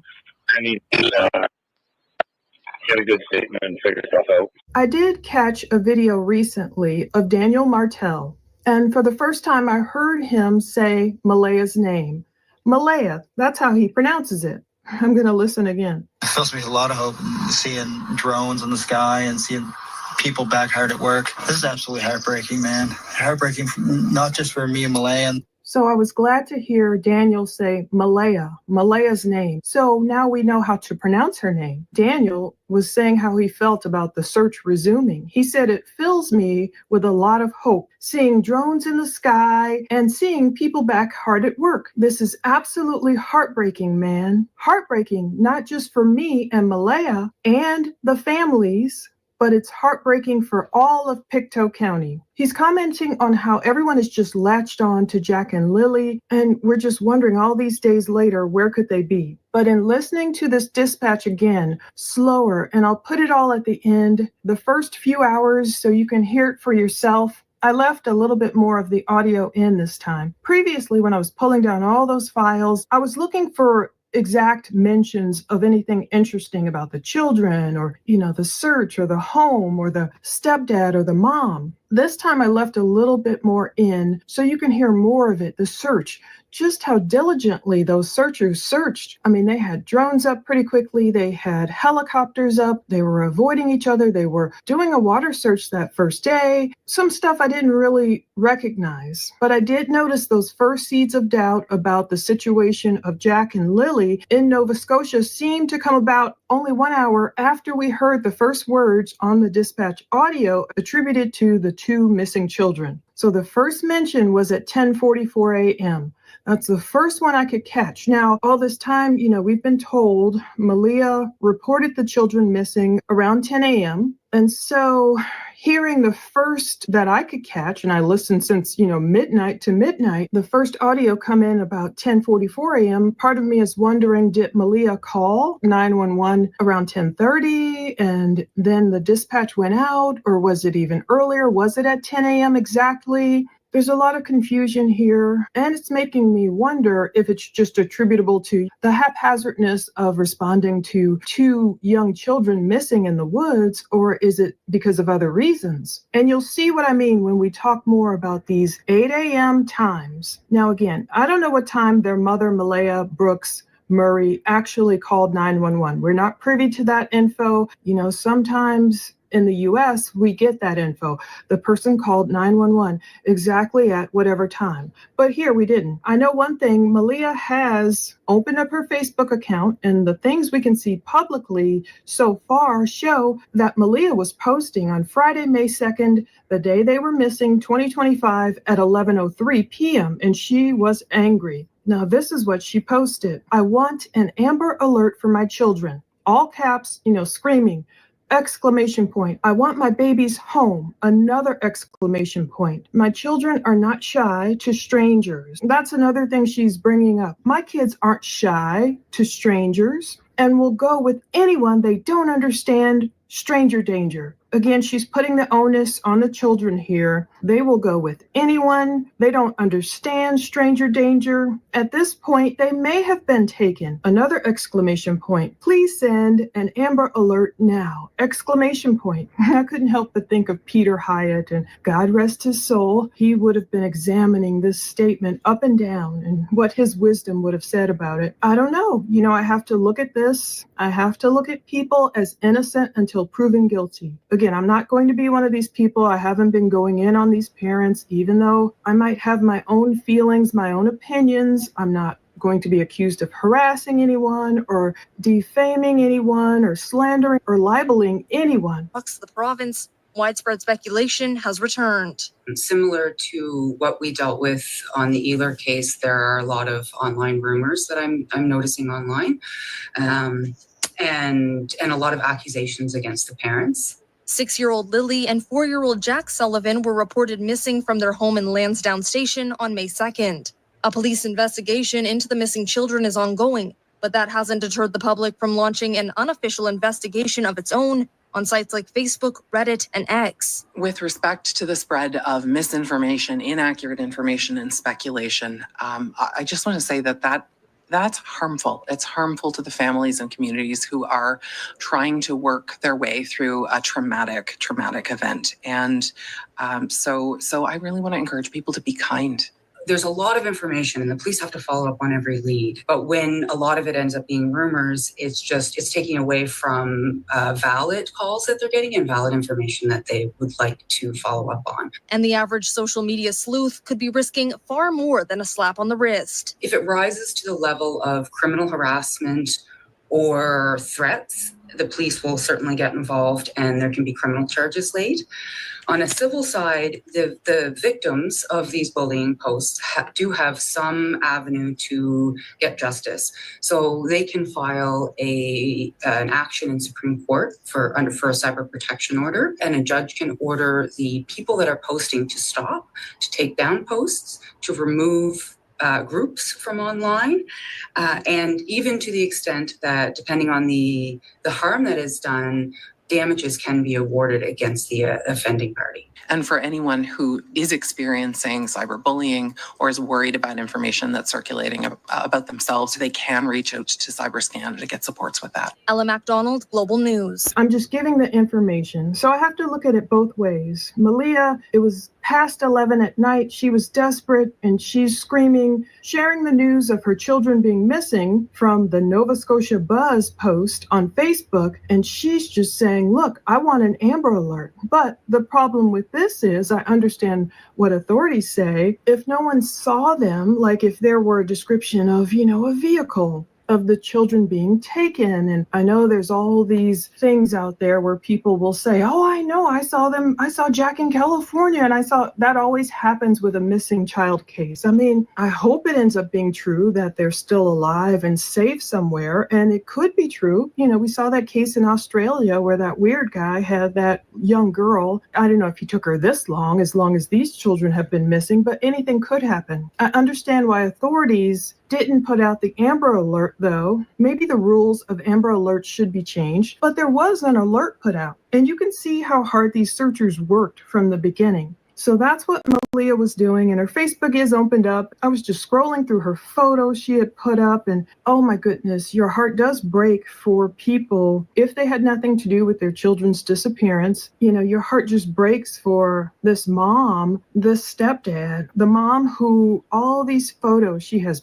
birthday party photos. I mean, it looks really loving. 2 little sweeties, and she just has hearts. From what I hear from rumor buzz, she made this public again and removed all the photos of Daniel. So her and Daniel had this big split May 3rd, Saturday. We don't know the details. We don't know exactly what happened, but the photos she has on here of her children, they do just seem like a really loving mom And I'm glad she made it public again, because people can get familiar with her children's faces. And if they do see them out somewhere, like the parents have insisted, even though police see no evidence of an abduction, the parents insist it's a possibility. Back to the dispatch audio from that first morning. Sometime after 11:53 a.m., it was only an hour after they first responded, there were obvious questions from those on the ground about this case. Almost like if you read between the lines, what's the real story? Someone named Corporal McGinnis or Sergeant McKinnon, I don't know. Some of this audio, even though it's really good compared to other police dispatch, I don't know how any of them understand each other sometimes in the US. You will hear some crazy audio dispatch. This one's pretty clear. Certain times, it crackles and there's, they're out in these dense forests. So it's hard, the reception is hard. So they will break up a lot and just not hearing. But anyway, that's the first time I heard someone kind of express doubt. He said in their bedroom at 8 o'clock this morning. Unfortunately, the first part is cut off. So what I'm putting in there, what I'm assuming based on what we've heard about this case from the RCMP, I'm assuming he's saying the parents said they first saw the kids, quote, in their bedroom at 8 o'clock this morning, and they haven't been seen since then. I need, and then it crackles and breaks up, get a good statement and figure stuff out. So indeed, later he would get those statements. So later in all the dispatch I'm going to play at the end, you'll hear him say, I'll be 17 down to the missing person's complaint there to take some statements. I'll be 17 down to the missing person's complaint there to take some statements. So I'm looking up 17, and in the context of police communications, 1017 could mean urgent business. His doubt I can hear without him saying it. He's saying, okay, in their bedroom at 8 o'clock this morning, and they haven't been seen since. Like, wait a minute, I need to get down there, or I need someone down there, whatever, to get a good statement and figure this stuff out. So at that point, I feel like he felt he didn't have a good statement yet. They've been on the ground for about an hour, and he's like, wait a minute. The last time these parents saw these children was in their bedroom at 8 o'clock. And at this point, it's almost noon. And he's probably like, wait, and they haven't been seen since? Already, I know that was probably feeling, okay, this is weird. Some of these great Canadians, these searchers, you can hear they know their stuff. I'm sure they've rescued countless people from the woods, from surrounding lakes. I mean, just the night before they were talking about rescuing a kayaker. And that's why a lot of audio gets laid on top of each other. Actually, this might be the same day they were rescuing the kayaker, because some of those audio gets stepped on top of each other, but they do leave a certain site in order to come try and find Jack and Lily. So interestingly, basically he's saying, wait, they've been missing since 8. It's almost noon. I need to get a good statement. Right after that point, he calls for someone to come back to the house. And then he says, I just want to chat. Sergeant Wall from McGinnis. Young from the house here. Hey, Joe, can you swing back to the house? Hey, Joe, can you swing back to the house? Should I drop off the pilot first, or you got something? Yeah, drop him off first. Let's come back. Danny just wants to chat with you. So maybe he wanted a second set of ears, like, I don't know, almost like, are you hearing this? What I'm hearing? And then even later, around 2:52 p.m. on May 2nd, about 3 hours after that first mention of 8 o'clock, you'll hear 8 o'clock again. Someone says, what are the details? Have they been gone a long time? And the answer comes back 0800, which is, of course, 8 a.m. in military time. And that's where I cut off the audio at the end of this video. Because by then, I've heard the words 8 o'clock twice. And it's almost 3 p.m. They are under the assumption, for whatever reason, these children have been missing, last seen in their bedroom at 8 o'clock a.m. So that is like 7 hours later, and I'm sure these people are freaking out like, wait, these 2 young children have been gone for 7 hours? Now, his audio is spotty, but we heard what we heard. Of course, it could be a simple misspeak. After all, throughout this audio, you'll hear someone accidentally call one of the children 8 years old. Maybe he was conflating 8 o'clock with 8 years old. Maybe both are wrong. I get it. Accidents happen when you're first trying to, get on scene and gather details and figure stuff out. But part of me, I can't help but wonder, did Malaya and or Daniel, did they initially tell police, oh, I think it was 8 o'clock the last time we saw them? Well, we know Daniel has told the news that he only saw Lily like come into their room. And that's why he had, I guess, a better description of what Lily was allegedly wearing. And he didn't see Jack. But the dispatch is saying, oh, like the children were last, seen in their bedroom at 8 a.m. I don't know. At some point, 8 a.m. became 10 a.m. How did that happen? Did the person misinterpret what was being told to them? Did the mom and stepdad initially say they've been gone since 8 a.m.? And Malaya said, she was going in and out of sleep. Later did she realize, wait a minute, I did see them at 10 a.m.? I think with that kind of goes back to, hey, what happened to all my things? I don't know, these little things posted. They're all gone now. Had all those images. But anyway, let me just go back to that for a second. So I think it kind of boils down to this post here, right? Is that Belinda Gray is the grandmother, biological, of Jack and Lily. She obviously got this information from a family member about the time here. So I noticed that her and what was her name? Karen Ann or Carol Ann, but anyways. But obviously this information came from inside the family. So Jillian May. The kids were last seen Thursday night and went to their bed. They were heard playing in their room at around 8:30. Okay, not 8 o'clock, but 8:30, but whatever, right, give or take. Friday morning, mom and stepdad fell back asleep. So this is where, right, what we're just listening to Plunder say there is like, well, how did 8 o'clock turn into 10 o'clock, basically? And I think that's where this missing piece is a little bit of that, where it's like that they fell back asleep. Now, this is, of course, if we're buying any of this, regardless, okay? Fell back asleep and woke up to silence. They couldn't find the kids, and they called 911 around 9:40. Search dogs couldn't find scent past the driveway. So, to me, this information came within the family, right? And that's where this information, because obviously, we wouldn't know this if it wasn't for Belinda, say, posting it. And how would she get the information? Well, she is the biological grandmother of the children, right? She obviously, likes being the grandmother of these children, and probably one of the family members, whether it was Janie McKenzie, whatever, someone's feeding her this information from within the family. So I think that's kind of where the discrepancy is somewhat a bit about 8 o'clock, but saying, but she said it was 8:30 that she was told, obviously. And then 9:40, say, versus 10 o'clock. So again, this is information to me that would be fed from the family. Do you agree, Charmaine? Like, meaning maybe Plunder doesn't remember this message or at all. Are you even there, Charmaine? Oh, there she is. Hi, Archie. Yeah, I'm here. Okay. Hi, Archie. Archie, by the way. Well,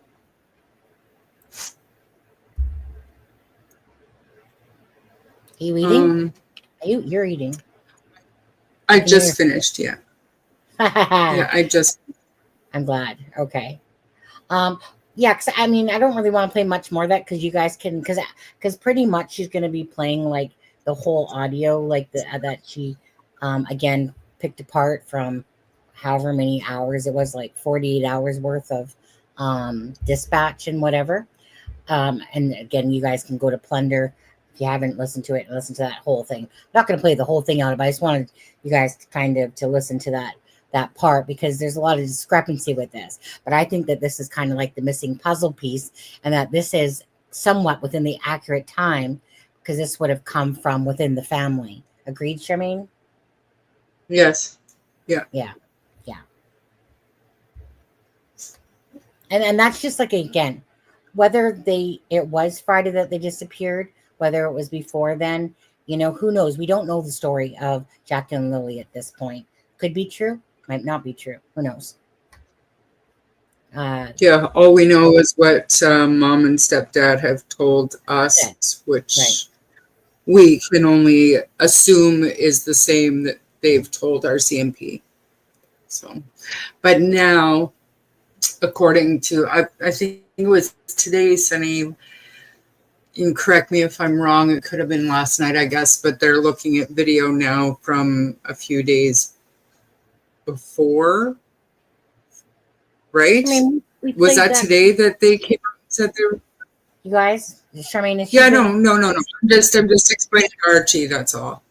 Oh, But I can't remember if that was today or yesterday.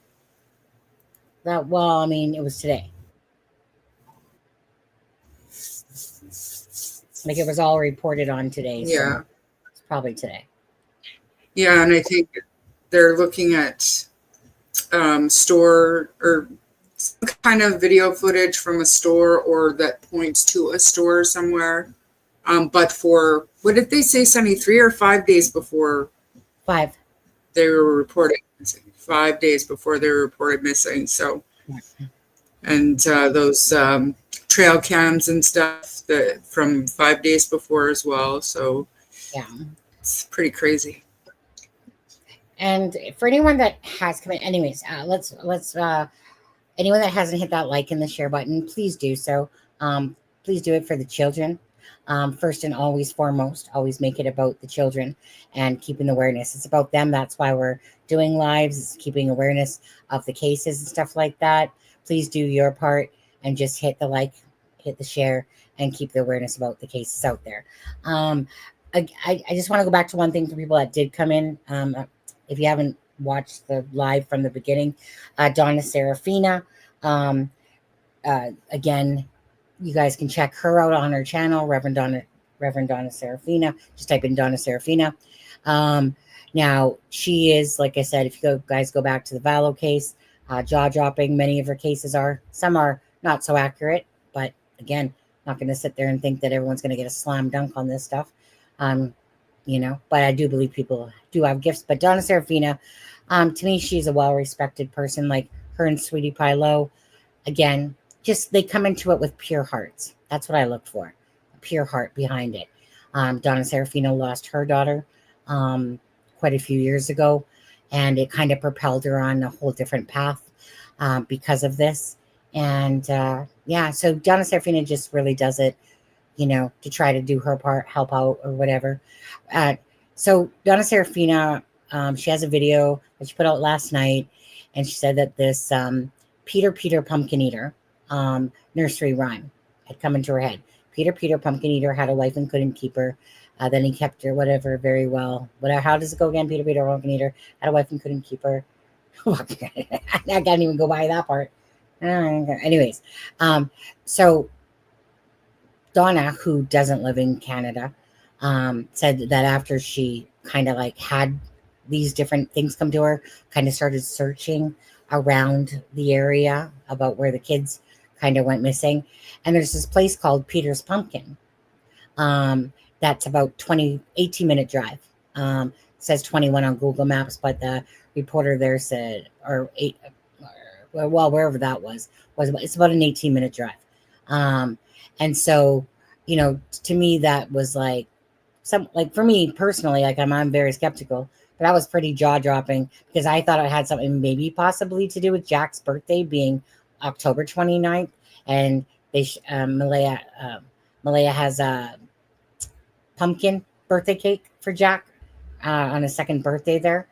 And so, but anyways, and then all of a sudden, Donna had put this posting out about that. She had said about Peter Pumpkin Eater, and then there's this place called, I'll show you guys again, actually, just so that for people watching, right here, Peter's Pumpkin, 2258 River Road. Again, it's about 18-minute drive to the 1407 Gairloch Road that Jack and Lily, of course, were last seen. Thought that was pretty wild, to be honest with you. Donna is not that type of person to go, let me go find a building that says Peter Pumpkin on it and then come back and go, hey, remember this? She's not that way, okay? Just telling you, she's not that way at all.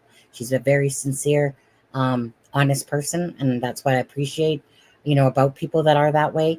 that they're not trying to ride off of something to gain subscribers or to gain this. They're just trying to do their part. Something happened again with her own daughter, which propelled her in the direction that she's in today. And so if you want to check her out, Donna Serafino on that one. But other than that, Charmaine, with this case, we're going to be moving on to Dylan Eller as well, from the Deception Detective, who's really good. I like the Deception Detective. He's very clear, to the point, precise, great videos. Has, very wise comments. I like just the way he's just very fluent, to be honest with you. Just does a nice, clean video. Hey, do you have anything else to say about this case before we go off of it? No, I was just I was looking through to see if there were any updates that I can share, and there's nothing. Nothing. Yeah. I still feel like bottom line is prayers for Jack and Lily. Someone said I believe that they're alive. I don't believe that they're alive at all, to be honest with you. I'd like to think that, and I like to think the glass is half full on that one. But and I'll just go back to that comment because I think it was Leslie. No, was it Leslie that said that? I think it was Leslie. Oh, good night, everyone. Bye, Archie. Okay.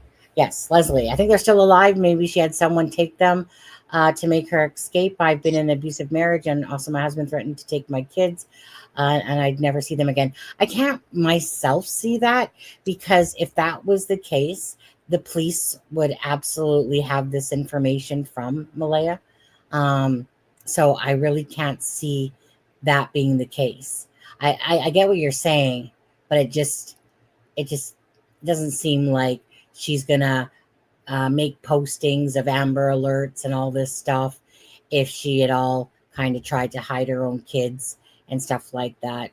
I mean, the case would be pretty much shut down because the information there. I mean, if the RCMP, they wouldn't be out there searching still and stuff like that for children. So that doesn't make sense to me on that one, Leslie. That's my thoughts. Other than that, okay. So you guys, obviously, thank you for subscribing, Lisa Duchette.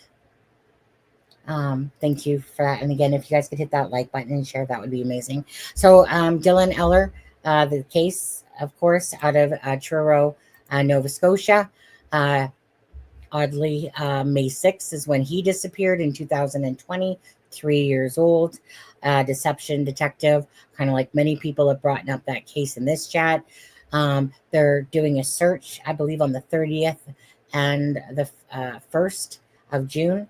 At the end of this month, the parents, to me, are absolutely devastated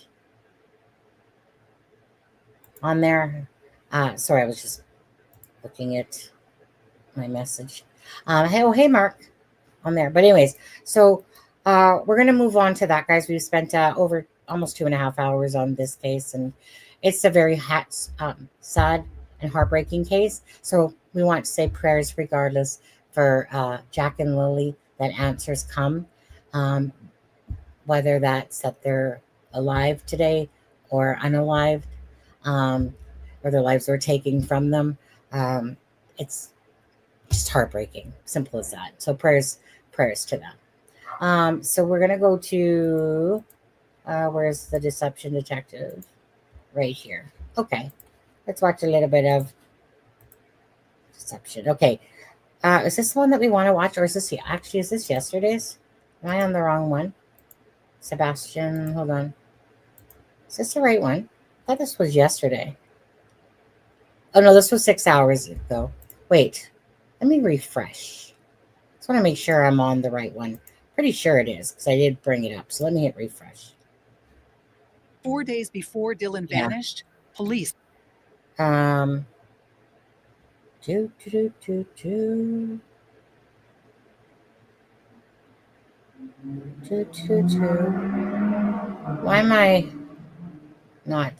am I not seeing the time all of a sudden for this one?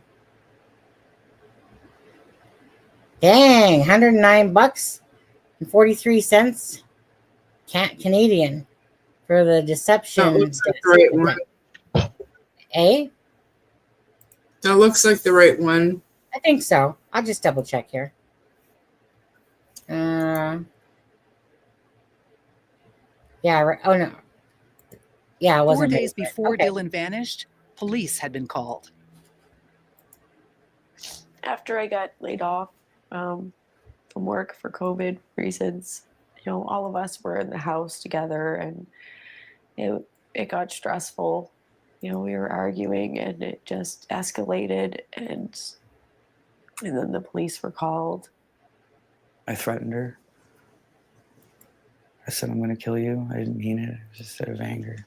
Those are the parents at the center of Nova Scotia's biggest missing child case since Lily and Jack Sullivan. And despite what you heard, I'm as convinced in that dad's innocence as I am in the guilt of Lily and Jack's mother. So in today's video, let's watch part of this documentary and I'll show you why. I'm Deception Detective, an attorney trained in statement analysis. This channel exposes lies and manipulation. So if that's your thing, hit subscribe. For exclusives, early access, and other cool perks, consider becoming a channel member. Link in description. If you missed my last two videos, we broke down the first part of this documentary. I'll link them at the end, but you don't need to worry because we're only now getting into the section about how the public became suspicious of the parents. And I haven't seen the section either, so we're going to be watching it for the first time together. All right, without further ado, let's listen. Public scrutiny intensified after word got out that all was not right in the Ealer home. That 4 days before Dylan vanished, police had been called.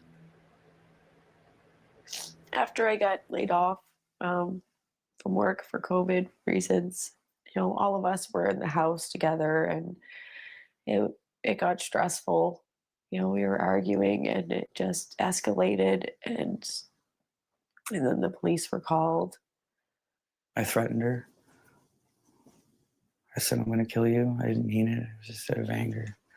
And you were both charged with domestic violence? Yes. And why was Ashley charged? Because she punched me. That was enough for online sleuths to start combing into Jason and Ashley's past. And then they believed they hit pay dirt.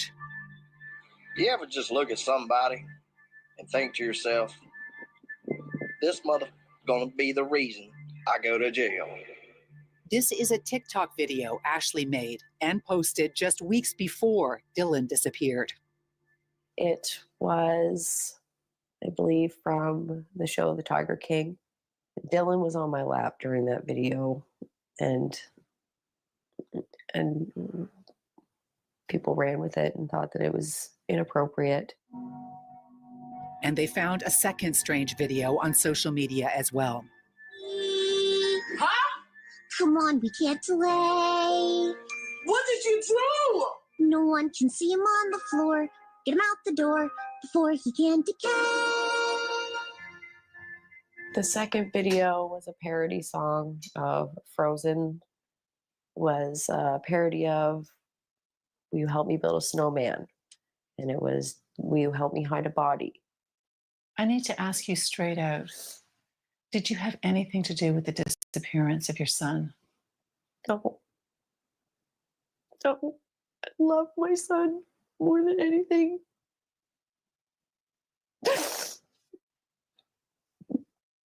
Coming up. I'm still trying to come up with a statement analysis version of Eagle-Eyed, so forgive me if this sounds cringy, but bat-eared listeners will recognize just how carefully worded my intro was.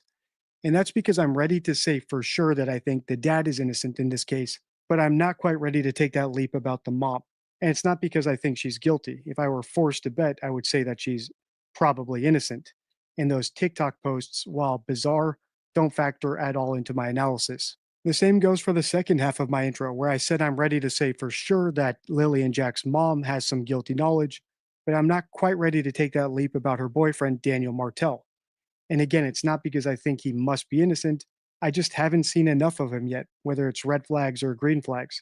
In other words, from the little I've seen of Dylan's dad, it's enough for me to think that he's innocent because he's so committed to searching for his son. The same way I've only seen one interview of Lily and Jack's mother, but it was enough for me to say that she's probably guilty because her statement was so deceptive. And come to think of it, that might be the original sin when it comes to the court of public opinion, getting these sorts of things wrong. It takes a lot of discipline to say, hey, I need more information before I can give you an opinion, whether I think someone's innocent or guilty. But we can't be cowards either. We can't sit on the fence. So when we do have an opinion, we shouldn't be scared to say it. So while I'm satisfied in my opinion about Lily and Jack's mom and Dylan's dad, I need more statements from everyone else. So let's keep on watching and see if we get it. Posted a couple of weeks before the toddler vanished in May of 2020, it sent the rumor mill into overdrive.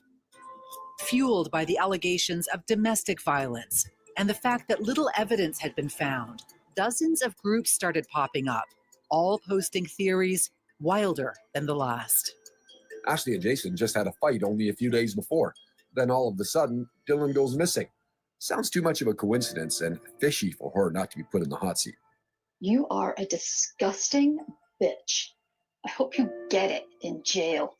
Making TikToks with your son and saying that type of thing? What kind of mother are you? Those videos, when people look at them after your son has disappeared, you can understand how they might think, well, these are bizarre things to post about her son. I can see after the fact how people could think that. But on the other side of it, there's also been, thousands of other people doing the exact same ones with their kids in the videos. You went from grieving mother that everyone was trying to support to murder suspect in the eyes of amateur sleuths and the people in your neighborhood. Mm-hmm. It felt as if everybody just, turned on me and, all because of a few TikTok videos that meant nothing. And I don't understand it. I might have some things in my history that you don't like, but that absolutely doesn't make me a monster. When Truro police caught wind of the videos, they had a new interest in Ashley. When you saw Ashley's TikToks, Yes. when they surfaced, Yeah. did that tweak something in you in terms of the criminal investigation? Yeah, I mean, that was a bizarre TikTok, let's say, and just at a bad time. So that was fully investigated as well. Dave McNeil is the chief of the Truro Police Department. I've never seen a case actually in all my career take on a life of its own, such as this case. Police made it clear at the time that they didn't believe the TikToks or the domestic violence charges had anything to do with Dylan's disappearance. But that didn't stop the accusations. His mother and grandmother have killed him. They are known Satan worshippers. This was a sacrificial ritual on the full moon to Satan, which is why the mother doesn't seem as remorseful as we'd expect. She believes she did a good thing. Yeah. Wow. Halifax lawyer Alison Harris has compiled pages and pages of vicious rumors that Ashley and Jason were negligent, or worse, murderers. If you've looked at the comment section on any of my videos, including this one, depending on when you're watching, you've probably seen comments just like the ones that they read out. And while it could have been Satanists or the Illuminati or a UFO abduction or a serial killer or a child trafficking ring, the chances of all those things are so infinitesimally small, it's not even worth considering unless you have extraordinary evidence to suggest one of those extraordinarily unlikely theories. Here's how I set my baseline when I'm analyzing a new case, which allows me to sidestep all the nonsense. From my first video analyzing the Lily and Jack Sullivan case, I'm a big proponent of Bayesian reasoning. In other words, our baseline is set at the statistically most likely scenario. In the case of missing children, one of the most likely scenarios is that they wandered off and got lost. So any evidence that suggests that theory will weigh heavily right away.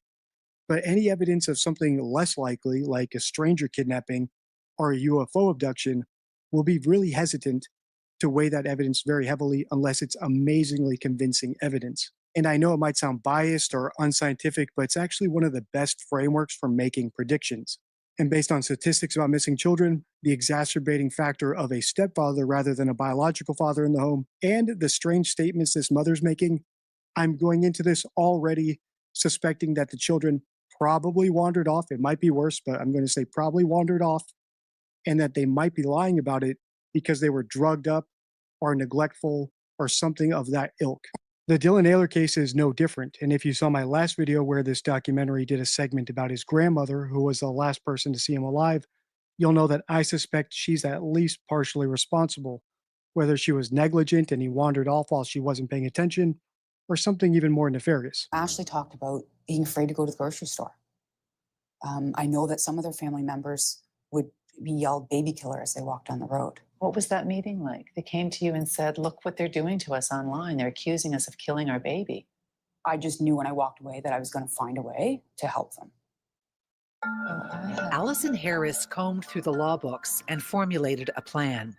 She would try to shut down the online groups with Nova Scotia's rarely used anti-cyberbullying law, groundbreaking legislation that was set up after Rehtaeh Parsons died by suicide in 2013 after being bullied online.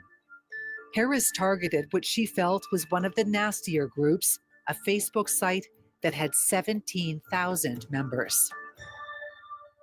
The people behind the Facebook group that you targeted aren't strangers behind a keyboard. That's almost the more upsetting part, realizing that these people who, were strangers to Ashley and Jason, didn't know them before this, but are actually members of the community. Some of them actually were showing up with searches. The tragic thing in all of this is that the most salient part of this story, the disappearance of a 3-year-old boy, seems to be lost. Yeah, really has. That's what I find the saddest part about this story. And that's really all Jason and Ashley wanted to focus on right from the beginning. Finding Dylan.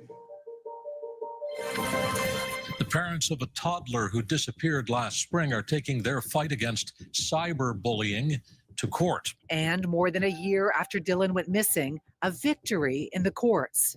You won. Essentially, yes. The administrators of the Facebook page were ordered to shut it down. But by then, the damage had been done. Dylan's memorial was destroyed after rumors surfaced that he might have been buried there. And phony ransom demands started pouring in. Well, we've had about 7 or 8 ransoms. Were people actually trying to connect with you and say, we have your son? Well, that they're going to kill my son if we don't give them so much money. A guy sent a picture of, I think it was a picture of maybe Dylan, but it was all Photoshop and looked like he had bruises on his face and stuff. And he wanted 3 Bitcoin, which is worth $40-some thousand, untraceable money. There was another one where he said he had Dylan in the truck and he tossed him out the window doing 100 kilometers if I didn't send him a couple $1,000s. Police were never able to track down the people behind those ransom demands. And their investigation into Dylan's disappearance involved questioning everyone in the little boy's circle, including the last person to see him that day in May of 2020. Grandmother Dorothy Parsons was asked by police to recreate the final moments before he disappeared. Let's break here. That ransom thing is too much. And I want to be fresh when we analyze the grandmother's statement here because, like I said, she's my top suspect. I haven't ruled her out. Maybe there's going to be a ton of green flags here, and I can say I think she's as innocent as the dad is. Let me know if you want to continue watching this by liking, commenting, and sharing. Check the end card for my playlist. Okay. So Charmaine, she's like, got to get going there. So she left. So thank you, Charmaine. Love you, girl, on that one. So this case with Dylan Eller, again, the deception detective, he's been covering it now. So I'm really enjoying these little tidbits that he's doing and bringing more awareness to this case. Basically, the bottom line is the families that don't have, they want the answer of, did he end up in the water? Or was it some more nefarious situation? The grandmother, of course, was tying up the dog, according to her, what she said.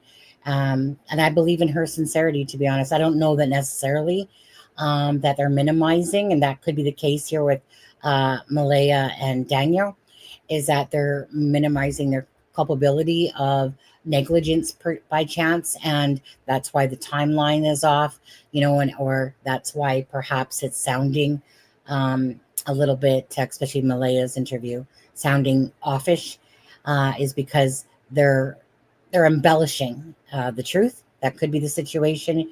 The grandmother, I feel, says that she went to go tie the dog up, turned around, Dylan was gone. Is it possible? Yes. Could she be telling the truth? Yes. But most people, honestly, most people don't want to make themselves look like shit already than they already feel about the situation. So they tend to minimize it a little bit, for sure, because they don't want to say that it was longer than they were actually maybe gone in Jack and Lily's case, or that, like I said, that they were come off as negligent. They do have another child together, but of course it's weird, Malaya left, but why did Malaya leave that night? Why did she put herself as single? What's really the situation going on there? Don't really know the answer yet, but at the end of the day, when it comes to cases like this, regardless, all I want is an answer for these loved ones, regardless if there's any involvement, obviously rotten hell, on if there's any involvement on anybody's part, regardless. But as for the children's sake, that's the most important, finding out what happened to the children, bring the children home. If they are alive, then that would be the most joyous thing, of course, to happen. But if they're not, then obviously, but still at least to put them to rest. And that's what's so heartbreaking to me. I hate these cases when there's nothing like unknown. I really truly don't feel like this case is going to be, I don't think it's going to go unsolved. I don't. Unless sometimes like Sebastian Rogers' case, where, you would have thought that perhaps Sebastian was hiding, that he had taken off maybe, and that he would have been found. Next thing you know, one day turns into 3 days of still searching for Sebastian, turns into 15 months at this point, and still no sign, no knowledge of what happened to Sebastian. Do the stepfather and the biological mother have oddities? Definitely lies from the stepfather. He's just he's one of those narcissistic mind melders that really tries to play people's stupidity and thinks that he's smart. Regardless, he's a big ass jerk is what he is. But at the end of the day, again, it becomes about what truly happened to Sebastian. Does it make Christopher Proudfoot or Katie Proudfoot guilty? No. But of course, the situation is odd. And the mother was the last one with her child, and she hears a thud at 10 o'clock.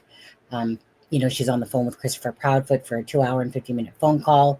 She took him out that day to do multiple things. Bio dad says that's not a normal day for Sebastian. Was it a Last Supper? Was it not? Who knows, to be honest with you. At the end of the day, my heart is the deepest sympathy I have is for people that have a missing loved one and have no clue where they are, whether that spans years, weeks, whatever. Well, typically not weeks, hopefully, cases or answers can come. And that's what I hope here, is that my heart just totally hurts thinking that these children are not alive. But I think the reality of it is it's very unlikely. Although I do like to think of the glass as half full. This one here, I have a hard time. Sebastian's, I have a more time thinking that the glass is half full than empty. But skeptically, knowing most cases, most of them don't turn out like Elizabeth Smart cases. They just don't, but some do. So hoping and prayer for that one. I'm going to take this down. So you guys, whoever hasn't watched Deception Detective before, again, subscribe to his channel. We put that up there. Again, appreciate his documentation of the Dylan Eller case and bringing more awareness to it. Again, that's why it's important, because even now, right, it's been 5 years. Spread it, hit the like button, share it, get it back out there. Do it for the children. Simple as that. Now, Kent did send me where the fire happened pictures. So I'm just going to, and then an article. Actually, I'll bring up probably the article first, I suppose. Share screen. This one. Chrome tab. This one right here. Okay. So I'll just read this really quick, you guys, from the Truro and Colchester Code 1 coverage post. It says there was some tense moments as residents of the area watched the area across from their homes turn into a white thick smoke to heavy orange fire in the manganese mines area today. I don't know if I'm saying that right. Valley Kempton District Fire Brigade was paged to a call in the area and quickly realized the wind was causing the fire to take off rapidly. Nova Scotia Department of Natural Resources was at the scene. As the fire crew grew quickly, crews all over the Colchester County were called to assist. In addition to the EMO and the DNR helicopters were called and assisted. An evacuation by RCMP and fire of 5 nearby homes was done, and then a comfort center was stood up in case. Okay, I was trying to understand. I've never heard the word comfort center. Was stood up in case the displaced residents needed a place to stay while they fought the fire. There were serious concerns that the fire may jump Old Pictou Road and head towards the dense woods behind the 104 near Stevens Cross Road. The helicopter. Well, actually, I probably don't need to pull up the other pictures, but I'm gonna pull up one. The helicopter to be at the scene, covering where someone River Fire, Bible Hill Fire, North River Fire, Cobequid, I don't know how to say that, Fire, Onslow, Belmont Fire. If I'm saying it wrong, sorry guys.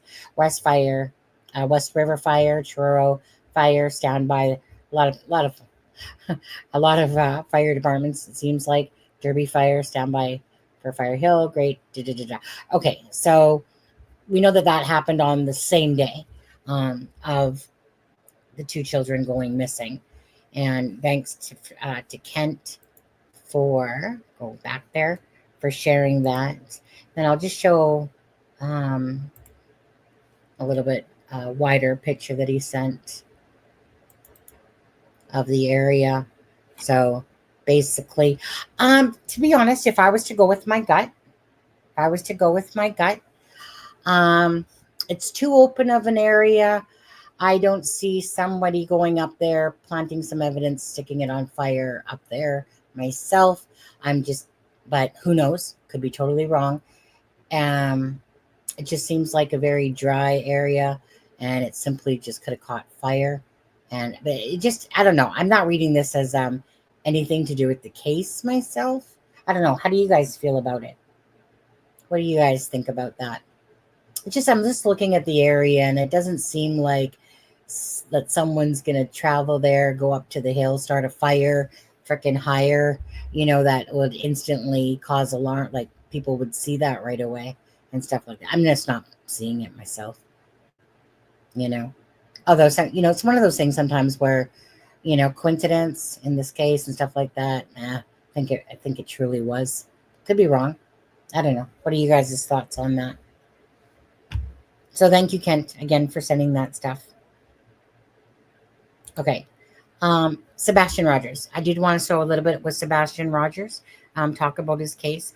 Yeah, not likely. That's how I feel, but each to their own, right? On how they feel about the case. Sebastian Rogers, you guys, again, if anyone really wants to pay attention to a case that just has alarm bells all over it, but yet you have no answers and it hurts your brain cells, is that there is a lot of information, but there's also not a lot of information. So just to give you the gist of this case, again, is Sebastian Rogers disappeared on February 25th of 2024. He was with his mom, Katie Proudfoot, and Christopher Proudfoot's stepfather was working at, I think the Vanderbilt in Memphis, Tennessee, Vanderbilt Hospital. So which is about Christopher Proudfoot says that, I can't remember now. What was it? 3 hours and 37 minutes door to door, something like that. Anyways, the morning, basically the way it starts is that Sebastian, they get home from the Texas Roadhouse. Now, on that particular day, they start off, and I guess some mom makes, Katie Proudfoot makes spaghetti pancakes for her son. So this is the day before his disappearance. Then they talk to a cousin or whatever, and they go pick her up, and then they go to BJ's, have a massive colossal popcorn, and I guess then the cousin is then handed off to her mother, in a sense, and then Katie and Sebastian apparently head home with some snackies from BJ's. Then they go back out to a bowling alley, and then after the bowling alley, they go to Texas Roadhouse. It's quite a chunk of a day, isn't it, to happen? And then that night, they get home. Sebastian supposedly takes the garbage out, and he's playing in his room, and basically around 9 o'clock, I think it was the way Katie tells it, Sebastian comes out and says, like, night, Mom, I love you, night, puppies, which she always has to say in her interviews typically.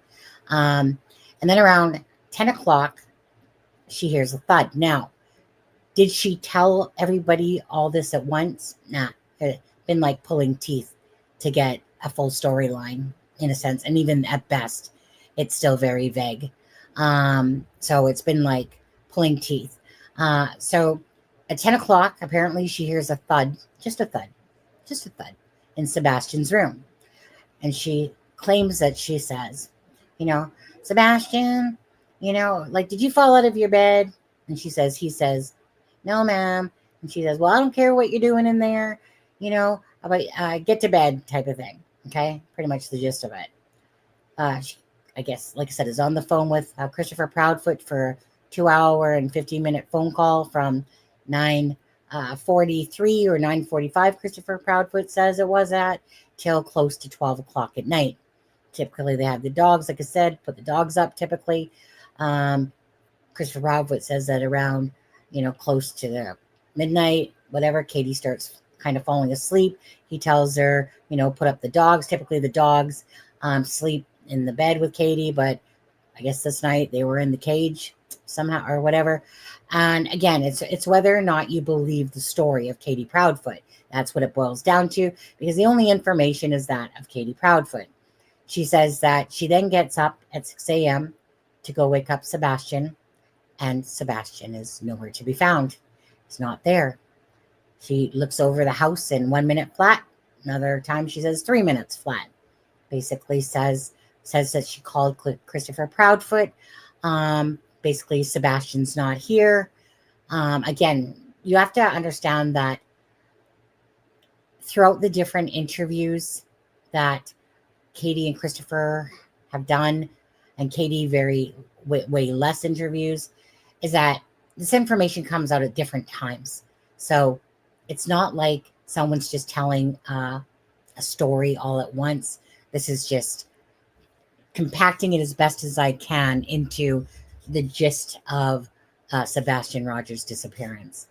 Lots of stuff has come out about CPS reports on Christopher Proudfoot. Christopher Proudfoot's one of his exes, apparently. So Christopher Proudfoot and Katie Proudfoot, this is Christopher Proudfoot's 5th marriage, okay? He's been married 4 other times. Nina, the one prior to Katie Proudfoot, she didn't have good things to say. She came out and spoke one time about with her kids and what Christopher Proudfoot had done and her experience, and basically, calling Christopher Proudfoot what most people think of him anyway, besides those channels that are kissing his ass. Because anytime Christopher Proudfoot goes on their channel, they're just the trash channels. That's all I can say about that, okay?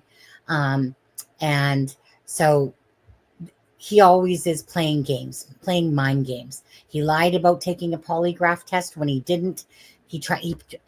Again, think about this logically.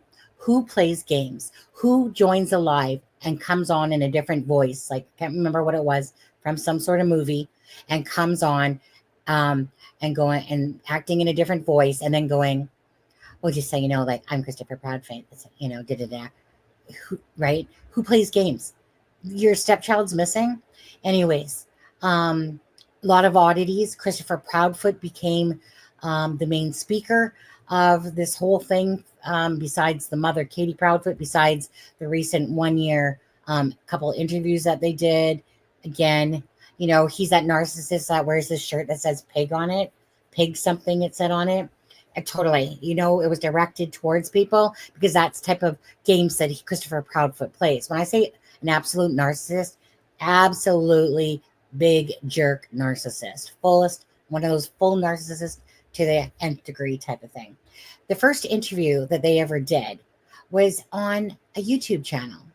One would think, and this is about a week later. Now, they were kind of said like, hey, probably not so wise, to do up a GoFundMe, because then people can, kind of, turn on you a little bit and perhaps not do interviews. But then a week later, Christopher Proudfoot does an interview. and Katie on the channel called Princess. And again, it's only a 5K channel at the time. It has maybe about 9 or 10K now. So apparently, someone that knows the princess, knows the Proudfoots, and said, hey, why don't you go on the channel? Now, I cannot think that the first place I'd ever go if my child was missing is to some freaking ass YouTube channel. I'd be going to the news. I'd want everyone to know to please help and spread the awareness. I don't think I'd be sitting there on so no offense to Princess, because she's just doing, an interview because someone asked her, hey, like, I know these Proudfoots, let me see, whatever. They've done weird interviews where they're holding hands because they're too emotional.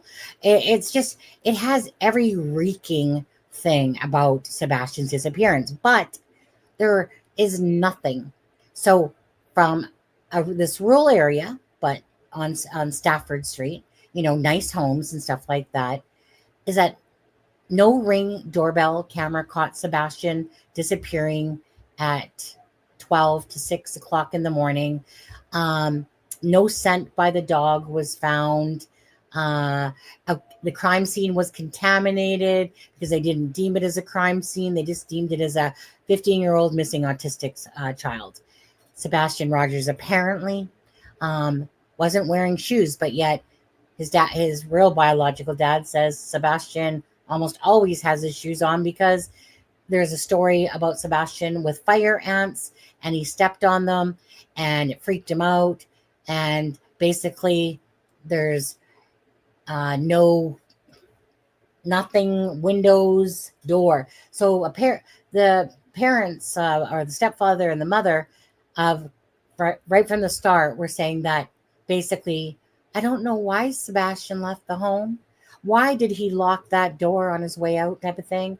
So, right? So you're going to leave your home and you're going to leave without shoes that are right at the door and you're going to lock the door. And it's one of those key ones, guys, where you close the door and then you punch the numbers in.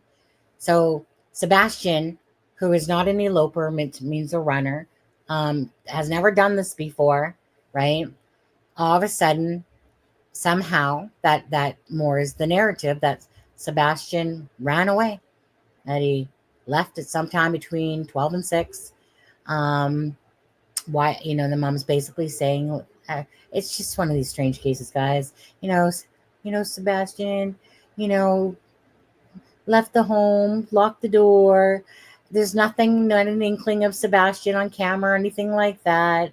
The only thing with this case that has any substance to it at all is that there was this flashlight video that came out in the news, or what is called the lights video. And that's really the only sign of anything that has any credence to this case, is that there was like a couple of flashlights or one flashlight in the backyard side that the one camera from a corner neighbor of the street had on his camera, and it came out and it's propelled a lot of speculation. But it's the only thing really that shows movement between 12 to 6. Now, they can verify that Sebastian was alive at the Texas Roadhouse because there's a video of that. We've seen the video. Dog the Bounty Hunter, basically comes and joins and adds his name to the search to get some and add reward money, to get people to really try to give out information. This case has become really huge, but yet it's kind of sliding in some ways to the wayside. But it's definitely a case like Jack and Lily that starts off, goes huge, and stays huge for quite a while in a lot of ways. And bottom line is, the bio dad lives an hour away.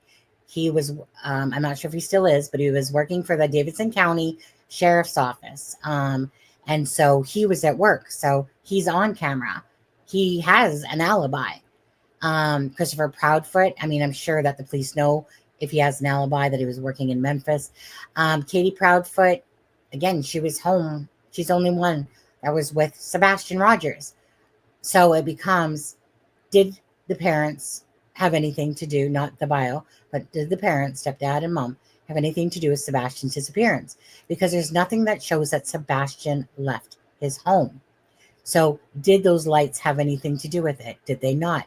So with technology the way it is, right, you would think that something would turn up. Nothing. Literally, besides that light video that has a possibility of being one of the only things that maybe has some credence to this case, it's like Sebastian just disappeared from his home. Gone over a year now, right? 15 months. And it's just a sad, tragic case. What happened to Sebastian? Does it seem likely Sebastian would leave his home, right, and do everything opposite, kind of like what they're trying to say about Jack and Lily, that they were always supervised. They didn't go outside. They knew better type of thing, you know? And then suddenly the children go out, and then all of a sudden, you know, not only do they go against the grain of what the parents are saying, then they also, leave the yard and get abducted as well, you know, or go to the end of the yard and get abducted, you know? Could it have happened? Perhaps. Is there a timeline bullshit, and they've kind of like deflecting from the truth of really the true timeline? Did they sleep longer, etc., etc.? Is that where the lies and deception are coming from? Is that part because they don't want to look bad? They have a daughter, Meadow. This daughter, right? Obviously, if CP is involved, that other daughter can get taken away if they are found to be neglectful to the children and stuff like that. Or is it just a bold-faced lie that's coming out of their mouths? Who knows? Same situation here again. Just is Christopher and Katie telling the truth? But why would you play games? Why did the mother on the 1-year anniversary use the past tense that Sebastian would have been 16? And then she caught herself. Katie isn't really good at speaking, and that's why she prefers her narcissist husband to speak for her, because he's one of those guys. You guys, when I say douche, okay, he's a living, walking douche, Christopher Proudfoot. I'm just calling a spade a spade. You know, I'm not going to sugarcoat a personality, regardless if he had any involvement. He's a narcissistic douche. You don't mess with children. You don't play games when your stepchild is missing. Go on lives, and when the only time you really open your big mouth, well, besides a lot, is to basically say the bad things you did to Sebastian, and always mind fuck with people. Over, like he loves it. You know those people you come across in your life that love to play games. They just think that they're so smarter than everybody else in the room. And really, they're just a big piece of shit that's walking on the planet regardless. So he's just a jerk off. Anyone that messes with kids' cases and tries and plays games. Now, the mother, you look at the bio dad, he always has on a shirt. Seth Rogers, he always has on a shirt. Sebastian Rogers, missing since February 25th, right? You see Katie Proudfoot? She has pictures in her video that she always says she's looking at because she never knows how to look at a camera properly. But on the 1-year anniversary, on the 2 interviews, was she wearing green, Sebastian's favorite colors? Was she holding a picture of Sebastian on the 1-year anniversary? No. What happened? You had Christopher Proudfoot wearing that little pig emblem that you know he was just fucking with people that were watching, the people that he considers as the shit people, like this is for you. You know he did that, right? And so anyways, so basically Chris and Katie from a lot of the, true crime, definitely have a stink eye towards that, but we don't know again, right? We can only say, in my opinions, allegedly, whatever, You just never accuse anyone straight out of, having any culpability to the children's death when the case hasn't even, we don't know what happened. Same thing with Jack and Lily, right? We can have our stink eyes, we can have our thoughts, but you just don't come out and say blame and accuse when, like blatantly, when you don't have any knowledge of what happened to Jack and Lily, because then it's really pie in your face. You kind of look stupid after accusing like that, and people should feel bad if they're out. I learned my lesson from Delphi when I did that. Okay.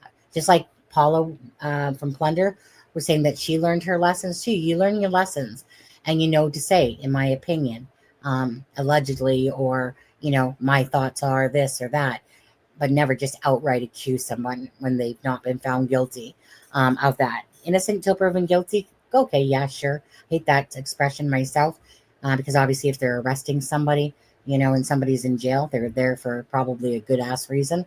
And then the courts will decide if they're guilty or innocent. But in this case, nobody has been charged.